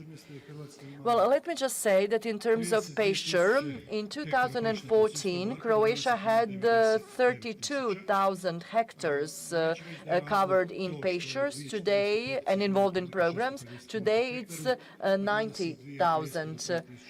Today, the system of subsidies has been raised to the range between 2,200 to 3,000 kuna. But let's explain what the situation is like. You can actually ask categories from Slavonia what's the situation like there. But let me just say that there are farms that have 38 cows, for example. I can actually show the documents proving the statistical data on Monday if you want to. So, for example, a farm, 38 cows, where the owner receives some 300,000 kuna, 20 kilometers To the other side, there is a person with the pastures covering 1,000 hectares, 38 cows, one of them being a dairy cow. The person receives over 2 million kuna in subsidies. Such disparities can no longer be allowed. We actually have to have a more uniform situation. We have consulted all the interested parties, the experts within the ministry and in other institutions, and we have come to the following conclusion. What used to be 0.1, which basically means 1 cow in 10 hectares, and you didn't even have to keep the cow there, but you just needed to mow the lawns. It was enough to get subsidies. I would really like to see those who were able to actually use the lawn mower in Svilaj or Dinara, given the geographical specificities of the land. This system has been changed. You actually need to keep your cattle in Lika, in Dalmatia, and you need to actually use the pastures. I hope that next year, when I drive through Lika, where today there are thousands and thousands and thousands heads of cattle in paper, but not in real life. Because when you go to inspect, then the owner says, oh, yeah, there are cows here, but they just hid themselves behind the stone over there or the rock. No, you cannot really stick to this kind of system, and this is why we have changed it. Mr. Hogan, do you have any comments on this? Well, first of all, this goes back to what was decided in 2013, and it wasn't Marion Petter's fault. It was the fact that many member states decided that they couldn't agree on the definition of an active farmer. And this was an implication as well. There was a court case then brought by a German farmer to the European Court of Justice about the definition of pasture land. And it went against completely what it was intended for, and we have to correct that, which we're going to do this year. But generally speaking, the Commission proposed a capping of so much you can receive in subsidies, a limit, which I thought was very fair. It is not fair at the moment that some people can get a lot of money while others can get very little money. And where 80% of the land is being supported, 80% of the money is going to 20% of the farmers. This is not fair. And therefore we have to release monies that are available on a cut-off point to give people that really genuinely need more support, the small and medium-sized family farmer, if we're serious about achieving our other societal objectives about our social policy, our environment policy, or our climate policy. If we need farmers, we have to decide that. And we can only help them if we can give them a few more kuna.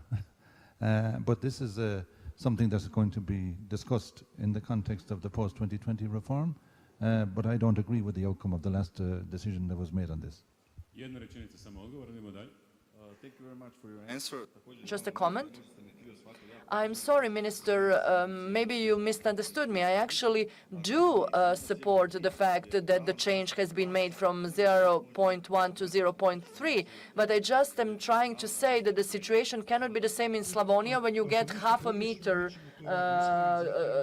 of grass tall in the pastures to the situation in Dalmatia when you will never get that. Yes, I agree with you that actually the ordinance, your criticism of the ordinance is correct. We have to make sure that it covers a longer period of time. Another question. My name is Tony Reich. I am the president of the Baby Beef Producers Association. I would actually like to go back to the situation before the war, when our exports amounted to $320 million. These were the exports in Europe and other countries in the world, and I speak about the beef and baby beef. Today, our exports amount to 28 million euros only, and we actually have the self-sufficiency rate of some 70%. The self-sufficiency rate was 100% before the war, and we were able to provide for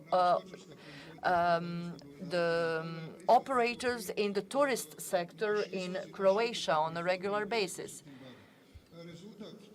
The result of the change in the situation actually led to the situation where 2 million hectares are outside the R-code system, which means outside the system where subsidies would be allowed. We actually want to make sure that there is an increased use of land that is at our disposal. But so far, we haven't been able to do that because also there were some wrong steps taken within the institutions that are in charge of issuing permits, etc. The question is as follows. Given the huge potential in beef production, I believe that better beef production could in fact solve up to 60% of problems we are facing in agriculture.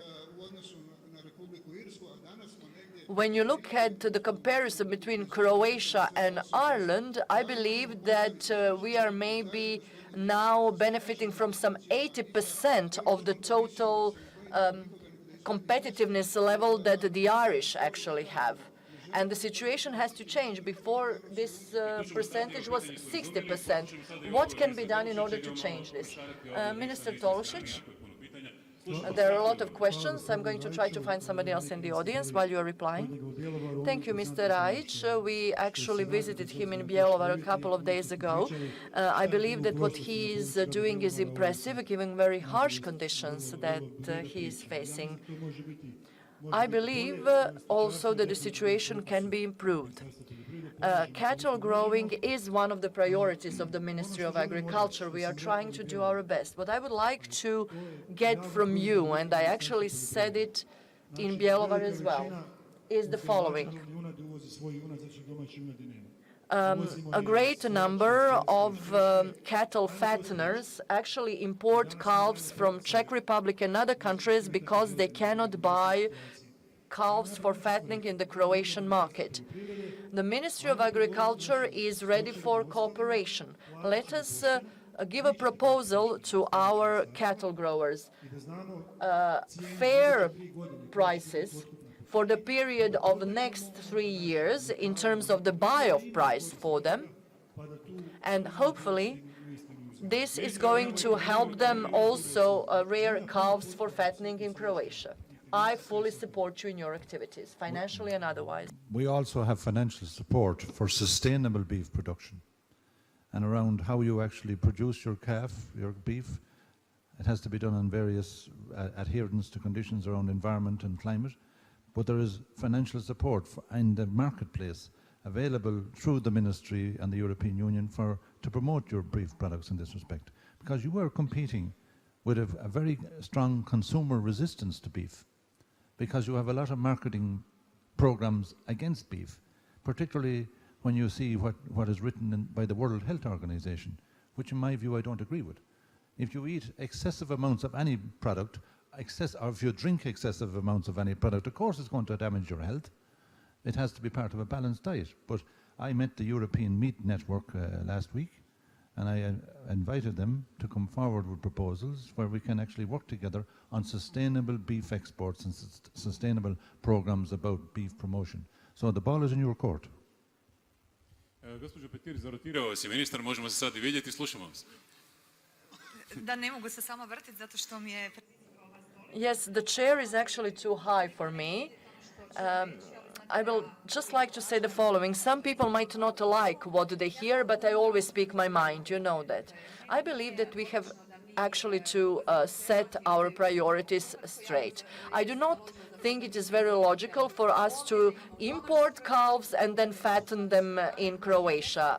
This is actually not a good way to do things. I actually think that we should invest more in rearing calves for fattening in Croatia, and then we are not going to be in the situation where we have cattle growers with no land and no cattle. I believe that we have to set our priorities straight. Are you a cattle grower? No. But I have a follow-up question to what Mrs. Petir said regarding biomass. Currently, there is an act on short rotation crops in the pipeline in Croatia. This act is actually now in the pipeline due to comments from the interested producers.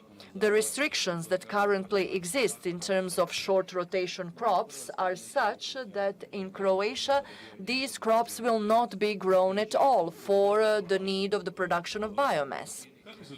What kind of crops are those? These are fast-growing crops that are mostly intended for the use of the biomass. They can be given subsidies from the European Union in the strategy 2020. Short rotation crops have a prominent place, but the current draft act is not conducive to the production of these crops in Croatia. I actually worked in the Hrvoje Požar Institute, which was not consulted when it comes to the passing of the new law. And this goes for the rest of the experts in Croatia. And your question is? Besides the public consultation process regarding short rotation crops, I would like to know whether we can maybe have a meeting in the Ministry of Agriculture pertaining to this topic. Minister, meeting on Monday, first thing, what do you say? No. We do communicate with the Hrvoje Požar Institute. We have been working on this topic for a while. About a month ago or a month and a half in Virovitica, there was a conference on short rotation crops, and we are actually open for criticism. You will not be able to plant these crops on category A land, that's for sure. But for all the other suggestions, we are here. This is why there is the public consultation process. You can say what you think, and the meeting will take place not on Monday because I'm not in Zagreb. Are you in Zagreb on Tuesday? No, not on Tuesday, but the meeting will take place, that's for sure. I will send you an email. Thank you. 4 to 5 questions. My name is Mihael Ivančić. I also am crop grower, wine grower, so the real agricultural boss, the real landowner, yes. Everybody speaks about the equality of conditions, and I would like to ask a question. I, for example, had last year crops of aronia. Due to harsh weather conditions, I lost it all. I actually never received any compensation for that. I come from Letovanić near Cerje, and I would like to know why some crops are discriminated against. Mrs. Petir would like to react. Oh, no, the minister will react first. Last year, yes, I agree. We actually have a natural disaster at the end of April last year due to frost, excessive frost.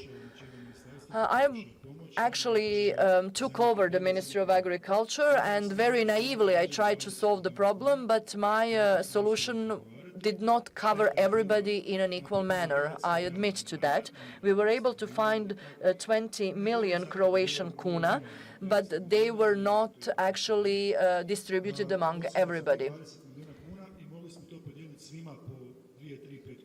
The possibility was to give everybody 2 or 3 kuna, or to actually allocate the funds in a manner that certain farmers get more. On the basis of the proposal given by the Association of Fruit Growers, the criteria had been adopted. The minimum plot of land needed to be 1 hectare, and there was also a minimum of the number of trees you needed to have per this hectare. These were the criteria that were agreed upon. I understand this was not a perfect solution. I wish I could solve everybody's problem, but unfortunately I do not have a magic wand which could help me to do that. The criteria were not my personal proposal. They were set on the basis of the recommendations from the Association of Fruit Growers. Mrs. Petir, do you come by origin from that land? Sorry, I didn't hear the question. Are you from the same region as the young gentleman here? I'm from the same county. Letovanić is one of the prettiest places. Lekenik is one of the municipalities with the greatest potential due to the fact that it is very near Zagreb, due to the high absorption rate in terms of EU funds. I believe this is the new market that has a tremendous potential. So I don't really think that you have been abandoned. And next week, I am actually organizing promotion activities in Brussels about Letovanić, and I'm also taking the representatives of the producers. There is a song which says that Letovanić is the area where the girls are as pretty as the finest apples. Yes. With my colleagues in the European Parliament that come from the countries that were also hit by frost, we organize activities that were geared towards finding some additional funds for those who had been hit hard by this natural disaster. Nobody, for example, asked Commissioner Hogan whether he agrees with the Russian embargo. And at the same time, it is the sector that he represents that is hit the hardest by such political decision.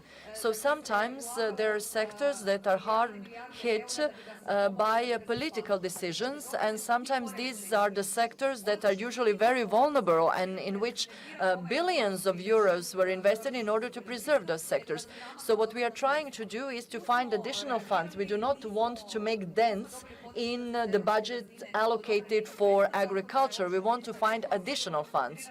What the minister said is true. Measure 5 could have been used, rural development measure. When it came to fires in Pelješac, we tried to use this measure for renewing vineyards. Before this minister took over the ministry, this proposal had been refused. Now we are trying to change this. We have at least 6 or 4 questions, and people are getting nervous in the back rows. The riot is about to begin.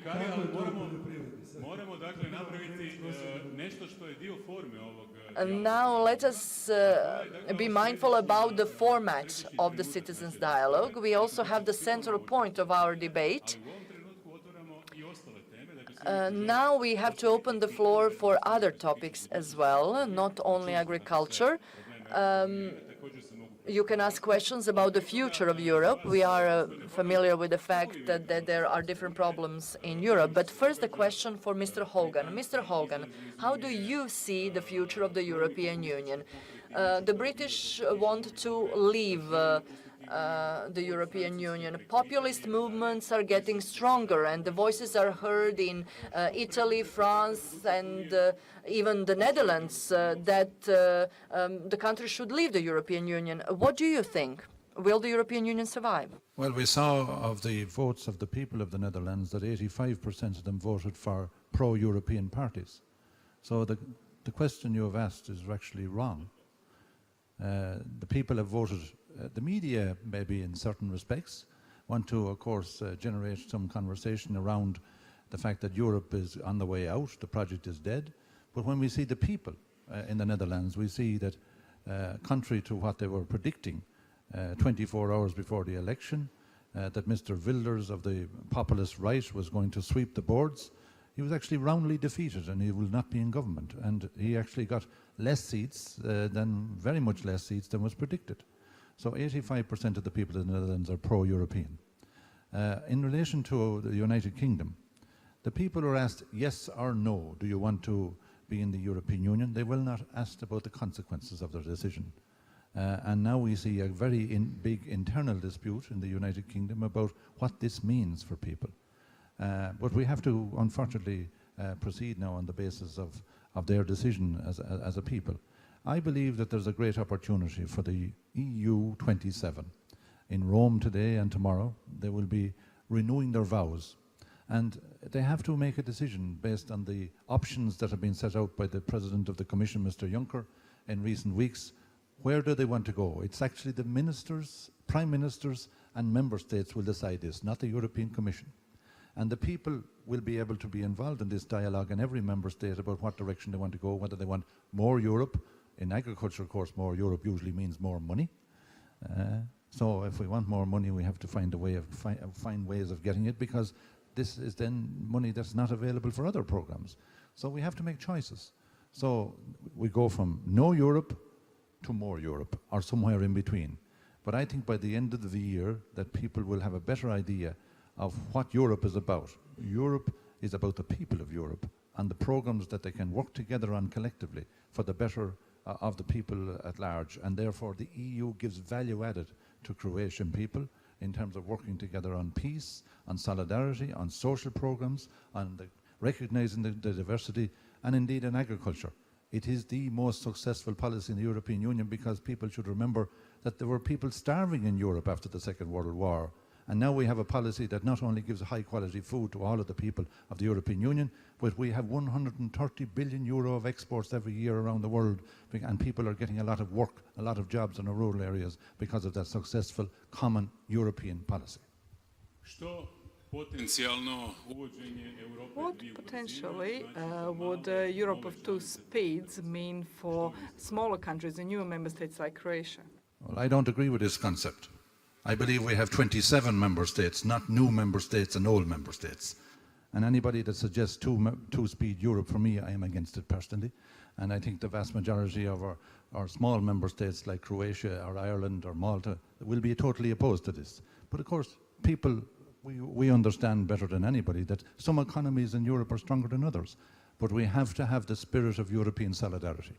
This is what's in it for being members and beneficiaries of the European Union. So whether we want defence, security, collective responsibility, solidarity, we need to have 27 member states, not just two-speed. Thank you. We'll continue with some questions and answers. We have some pre-recorded questions, but we'll give you the floor instead. Quickly and briefly and concisely. And you're not getting the microphone. Gordan Masnjak is my name. Project Domus Croata, Project Green Sun. I would like to ask a concrete question. One of these projects is called hectare per head.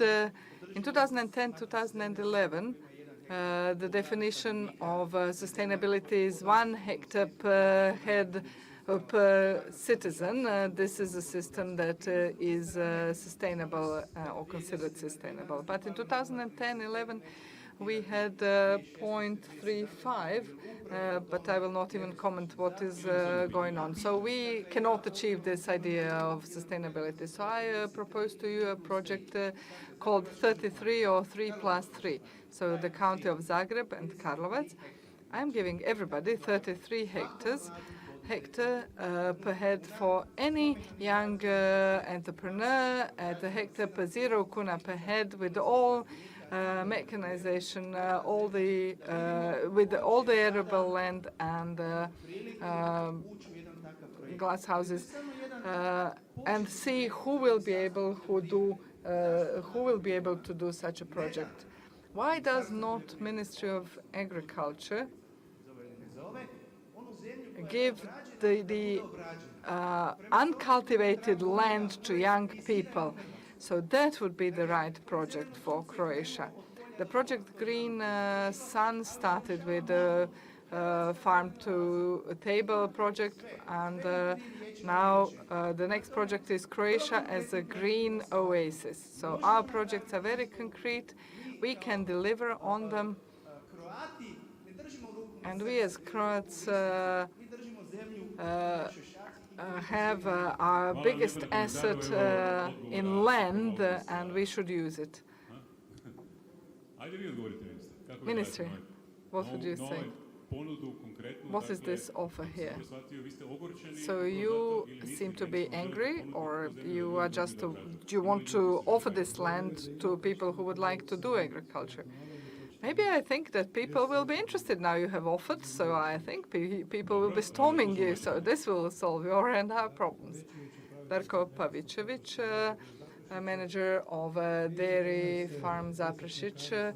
In 2014, 10 dairy farmers joined. Now they were considering culling off the cows, and now they do not even know who to sell to. Now we are selling directly in Zagreb County, not just milk, but also dairy products. We produce excellent cheeses, yogurt, etc. So out of our 9 dairy farmers, 7 are running out of milk for production. So do. People want to buy Croatian products. Work and you will see results. So those who have not started this project yet, Mr. Minister, this extra virgin milk should be also tunneled to our schools and kindergartens, and the school milk scheme should include the rule that also producers can deliver this milk. This is different from the EU because in the EU, producers are also processors, but not in Croatia. So you should allow us to deliver this milk directly. In Zagreb County, if we were to supply all the schools, 40 farms would be able to survive. Mr. Hogan, of course you will have to give some more money for vaccination for lumpy skin disease, because the damage on our 10 palms was devastating. We lost 15 to 20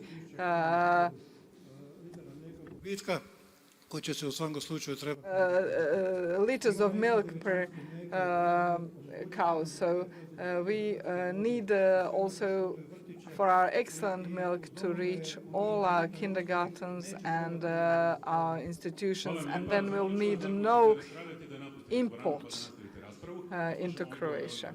So, Mrs. Petir, thank you for this question. Let me just face you.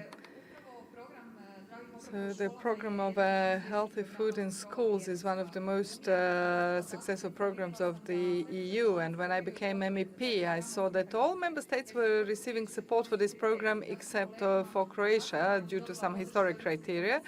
Then I explained this and got the explanation of the European Commission that this was unjust, that this was discrimination against our children. And today Croatia is one of the countries of the EU which also receives subsidies for healthy meals, fruit and milk in schools. So what happens in Croatia? Our program clearly says who can deliver milk and fruit and the rest to schools. These are local producers. And in Croatia, there is a call for proposals at the state level. This was before the minister is sitting in front of me. So, Minister, we are counting on you to change this. So it is not, it should not be possible that children in a school in Varaždin get apples from import and our fruit producers cannot place their own apples anywhere on the market, or to have imported milk while our dairy farmers have no market to sell to. So calls for proposals should be decentralized. Of course, large tenders favor only large suppliers, and the Commission has supported us that local producers should be the ones to be given priority, because this deals with the issue of market for placement for local producers. And also the Ministry of Health says that 17,000 children in Croatian schools have parents who cannot afford any kind of meal for them. Well, I'm very happy to hear that producer organizations are well established in the example that has been given by the gentleman. And this is the way to go in terms of dealing with the food chain issues we mentioned earlier. We have to have collective bargaining. And I'm happy to hear that example. Just to say that the 250 million euro that we give every year from the European Union to the member states for the school schemes covers not just milk, but fruit and vegetables. So there's opportunities there as well. Minister, koliko koristimo te mogućnosti? Koristimo ove godine ćemo imati used, really. We are using them. We have also negotiated some more money for this year. So, but let's face it, what is the real problem? Producers cannot supply their own milk to schools. So we cannot have a producer coming with a bucket of 20 liters of milk to a school.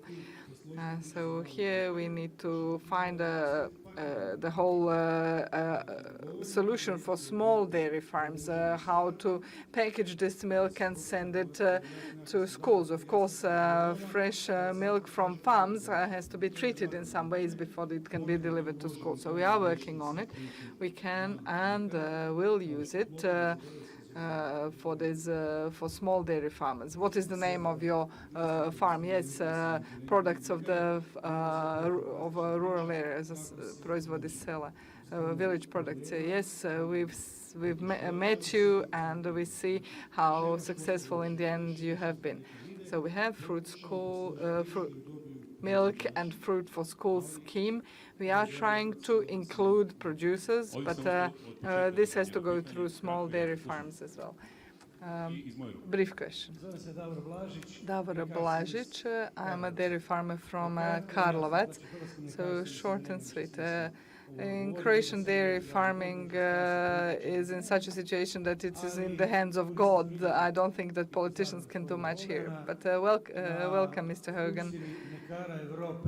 At the Association of European Farmers, at the Congress of European Farmers, the European dairy farmers were quite unhappy because they were saying that 37 cents is not possible, that below 45 euro cents it is not possible to produce milk in the EU, and that if the EU does not do anything, that they will give up their production. So a brief question. Your countrymen from Ireland were at this meeting very fearful of what is going to happen to Brexit. Mr. Hogan, 45 euro cents per litre as a realistic price, is it achievable? The price of milk has gone up 53% since last August. So that's a big increase. And farmers, generally speaking, in the dairy sector are now making some money again. They lost money over the last 2 years. So they need a few more good years in order to make up for the last 2 years. And I have tried my best to help through private storage aid, intervention. It's amazing now, people are worried about the stocks we have in intervention, 350,000 tonnes. If I had to listen to some farm organisations, I would have 1 million tonnes in intervention. And what would I do then in terms of the product that I must take out of storage, and it would cost farmers in the long run. So I'm glad that I stuck to my line.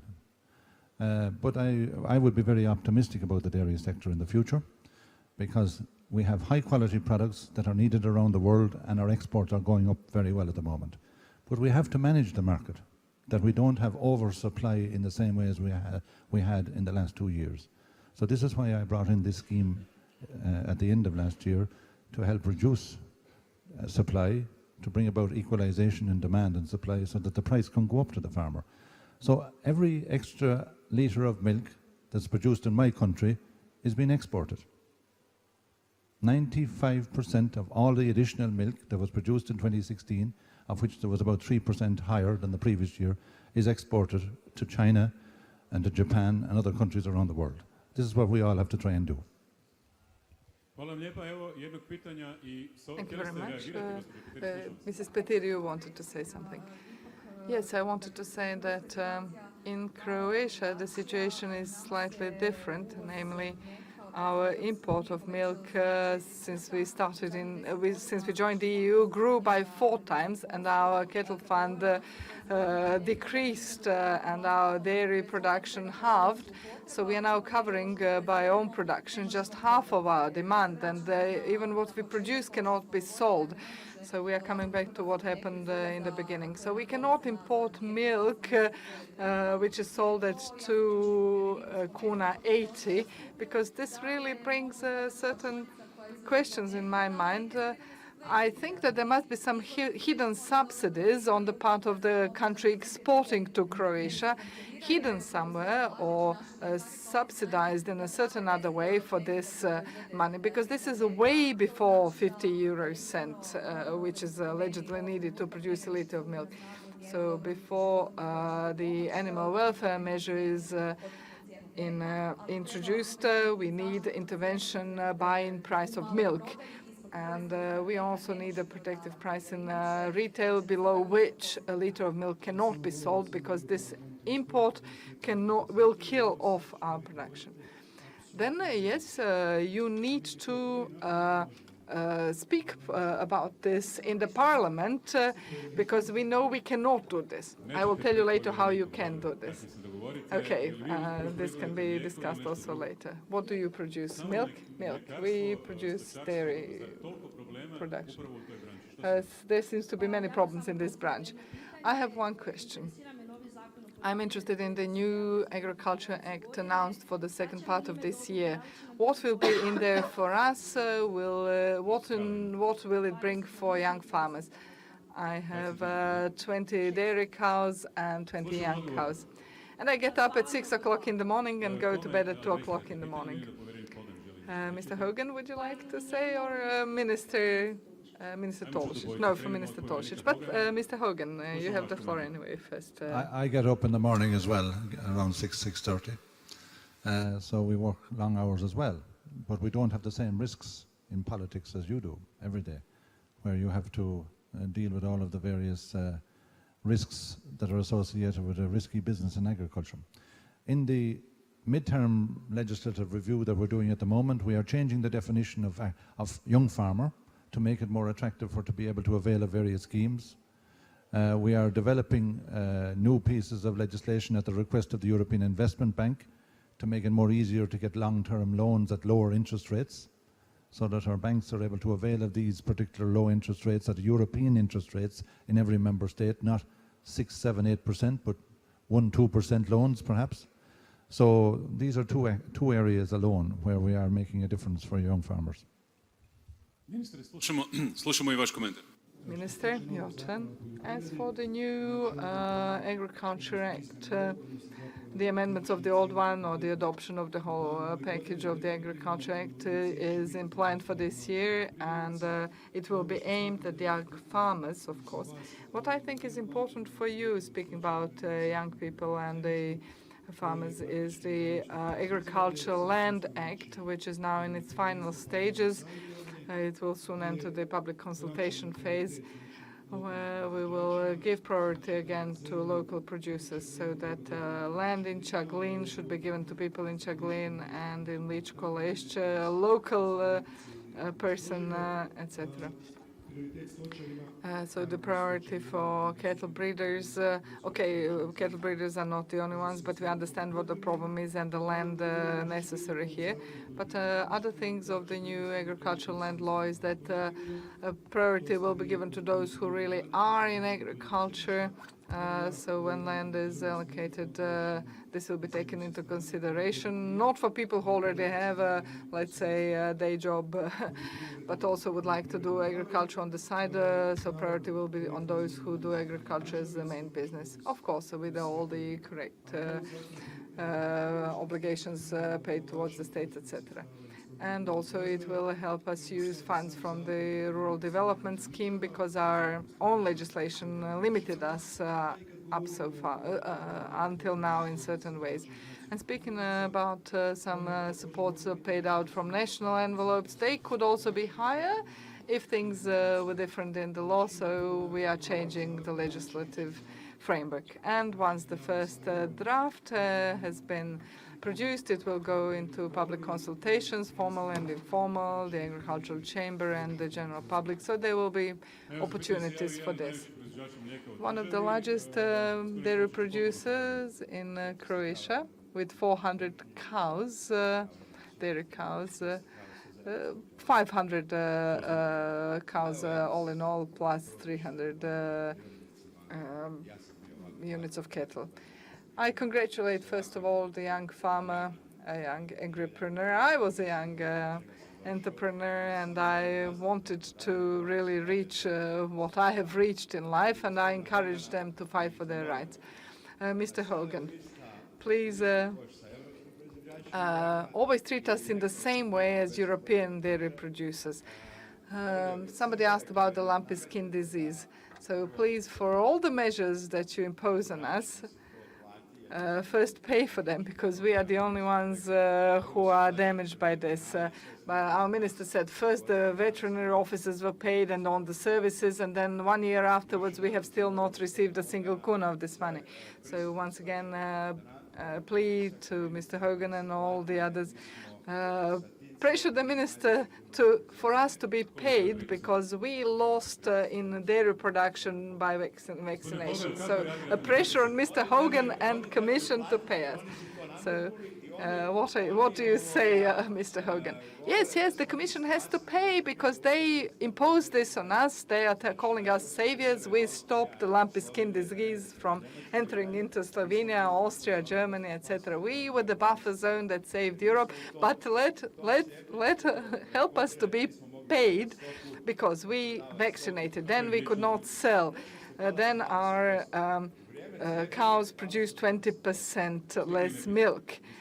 So we proved this directly. We have proof. We sent all the proof to the minister, and the minister said that we will fight together. So I am now, together with the minister, I'm pressuring the EU to pay.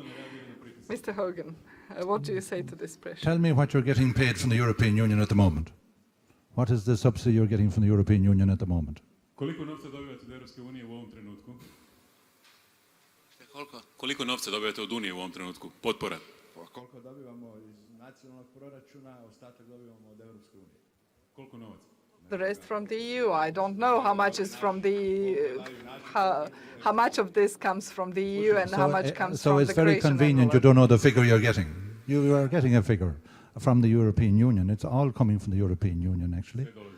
You are getting €67 per cow as well for your 500 cows from the minister for under the Rural Development Voluntary Couple Support Scheme. And we are going to help with the minister the lumpy skin disease. But Europe is already helping you a lot, but of course you forget the figure. Zaboravili ste brojke, gospodine Šolčiću, sve dolazi iz Unije, kaže povjerenik. Dolazi, ali nema to veze sa nekim. Yes, but this has nothing to do with the measures that are being imposed on us. There are imposed measures that are detrimental to our production, and somebody actually has to compensate for that financially. No, Mr. Hogan. like, fair is fair. You're saying that Europe is not doing enough for you. Now you don't tell us how much you're getting from the European Union. So we have a lot of money being given to farmers every year. 56 billion euro is my budget. You are a beneficiary of this, and with 500 cows and other cattle, I'm sure you're getting a significant check every year. I would remember the check I was getting if I was getting a significant check. Gospodine Hogan, dakle, taj isti ček dobivaju... Mr. Hogan, but this check also goes to the farmers in Ireland, but they didn't have to vaccinate their cattle against the lumpy skin disease. So one part of the cattle died, Well, the other part already has a you know decreased that the production. European Commission are helping the minister with the vaccination program. We are going now, because I got a letter from the minister only in the last few days, as I said earlier, to consider this letter about how we can support even more this issue about lumpy skin disease. But don't tell me that you're getting no support from the European Commission. You're getting a lot of support financially, and I think you should acknowledge that. We have another question. My name is Rashel Kamaras from the Croatian Crow Milk Association. I have a hypothetical question for Mr. Hogan. You were an Irish minister. Today you are in a way a European minister.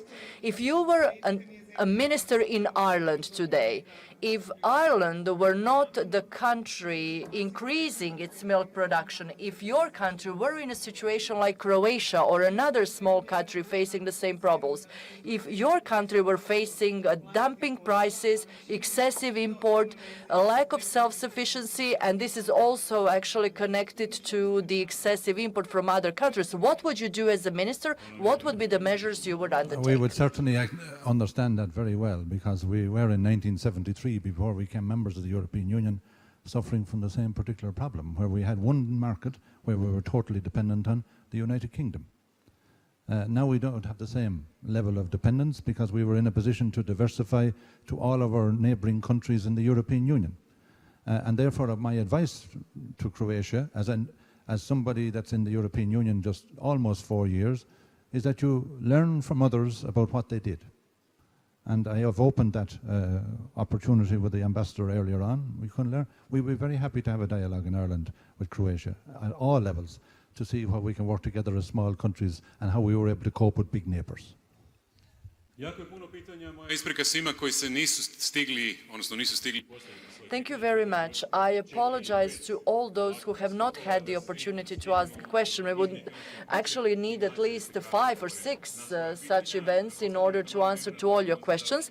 We actually have now enough time for the closing remarks. So how do you feel? Optimistic or not so much? Mrs. Petir, what's the future of the Croatian agriculture? I am an optimist, especially when I hear such fruitful debates and when I see those young farmers here. I believe that Croatia can be given a chance. We only need the political will, and we see that this has been changing as of lately. I believe that we are able to recognize the issues that we are facing. I believe that we are able to tackle these challenges, and all of us who have a voice at the level of the European Union will fight the best we can, because our farmers fight the best they can. We want to make sure that our farmers are able to place their products on the market, and I believe that the Croatian agriculture has a future. Mr. Tolušić? Yes, I believe that regardless of many stories that are far from being successful in the past, I believe that today wine growing, crop growing, cattle growing, fruit growing in Croatia is facing problems. It's true that those people do not have it easy, but the situation can be changed. I believe that we, as the Croatian administration, will allow for the Croatian farmers to have access to EU funds and other measures. But once again, I would like to appeal at all of you, please do not only come to us for help.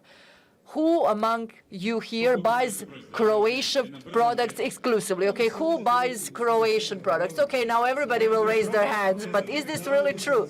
Minister, I'm afraid that your assumptions do not hold ground. You know when my assumptions will be great? When everybody buys Croatian products. I have a better test question. Who doesn't buy Croatian products here? Hands up. No, my point, in fact, is that, of course, we are members of the European Union.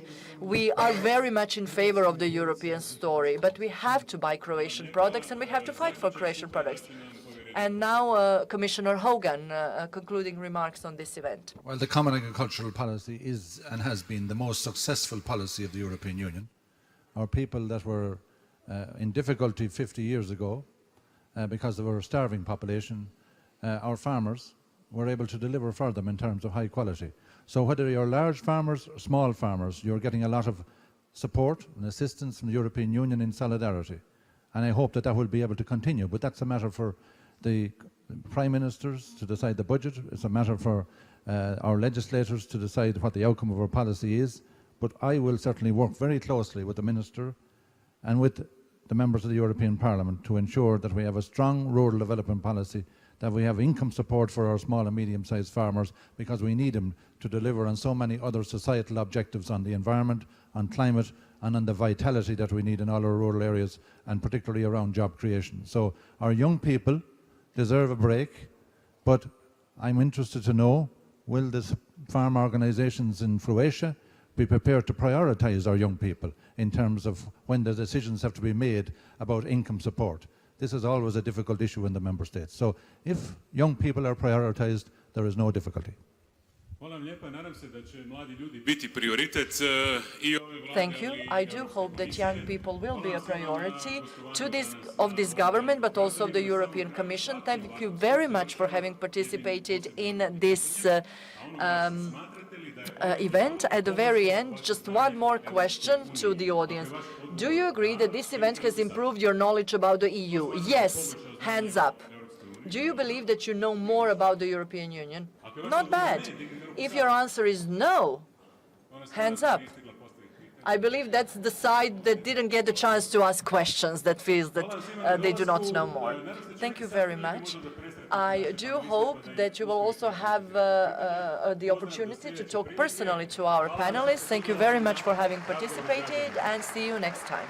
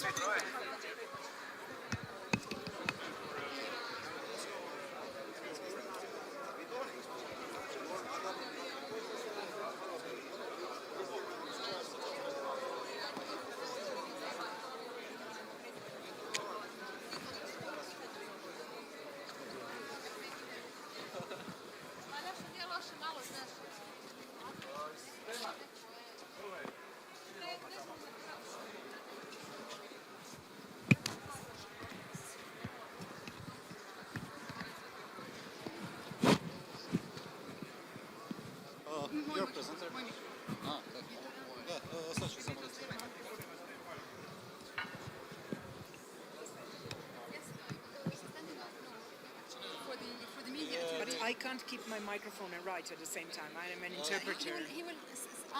You're the interpreter? Yes. It's fine. Vacuum and...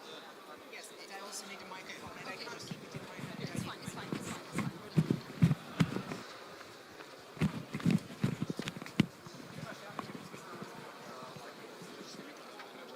Yes.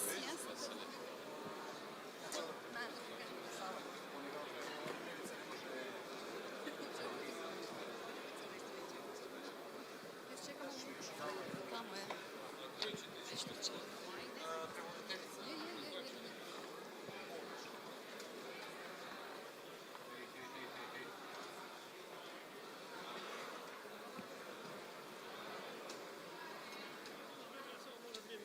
Evo, samo da medije riješi.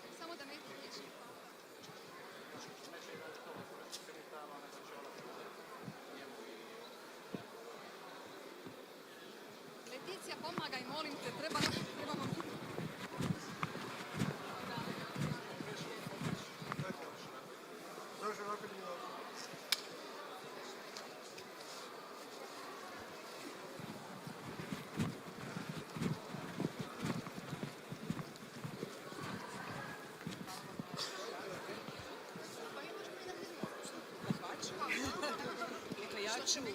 Ja nisam znala ovoga iz kojeg ste vi faha. Ja ću njemu šaptati, ali onda kad on neko ostane tu pored vas. Tako. Aj samo malo priđite bliže. Evo, još vas samo malo da idete.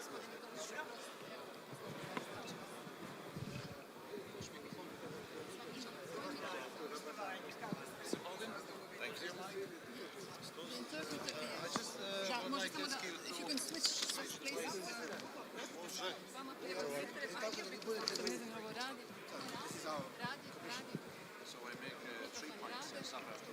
Dobar dan, ne rade. Čujemo li se, ne čujemo? Vi ste blizu pa me čujete. Onda ja moram vikati.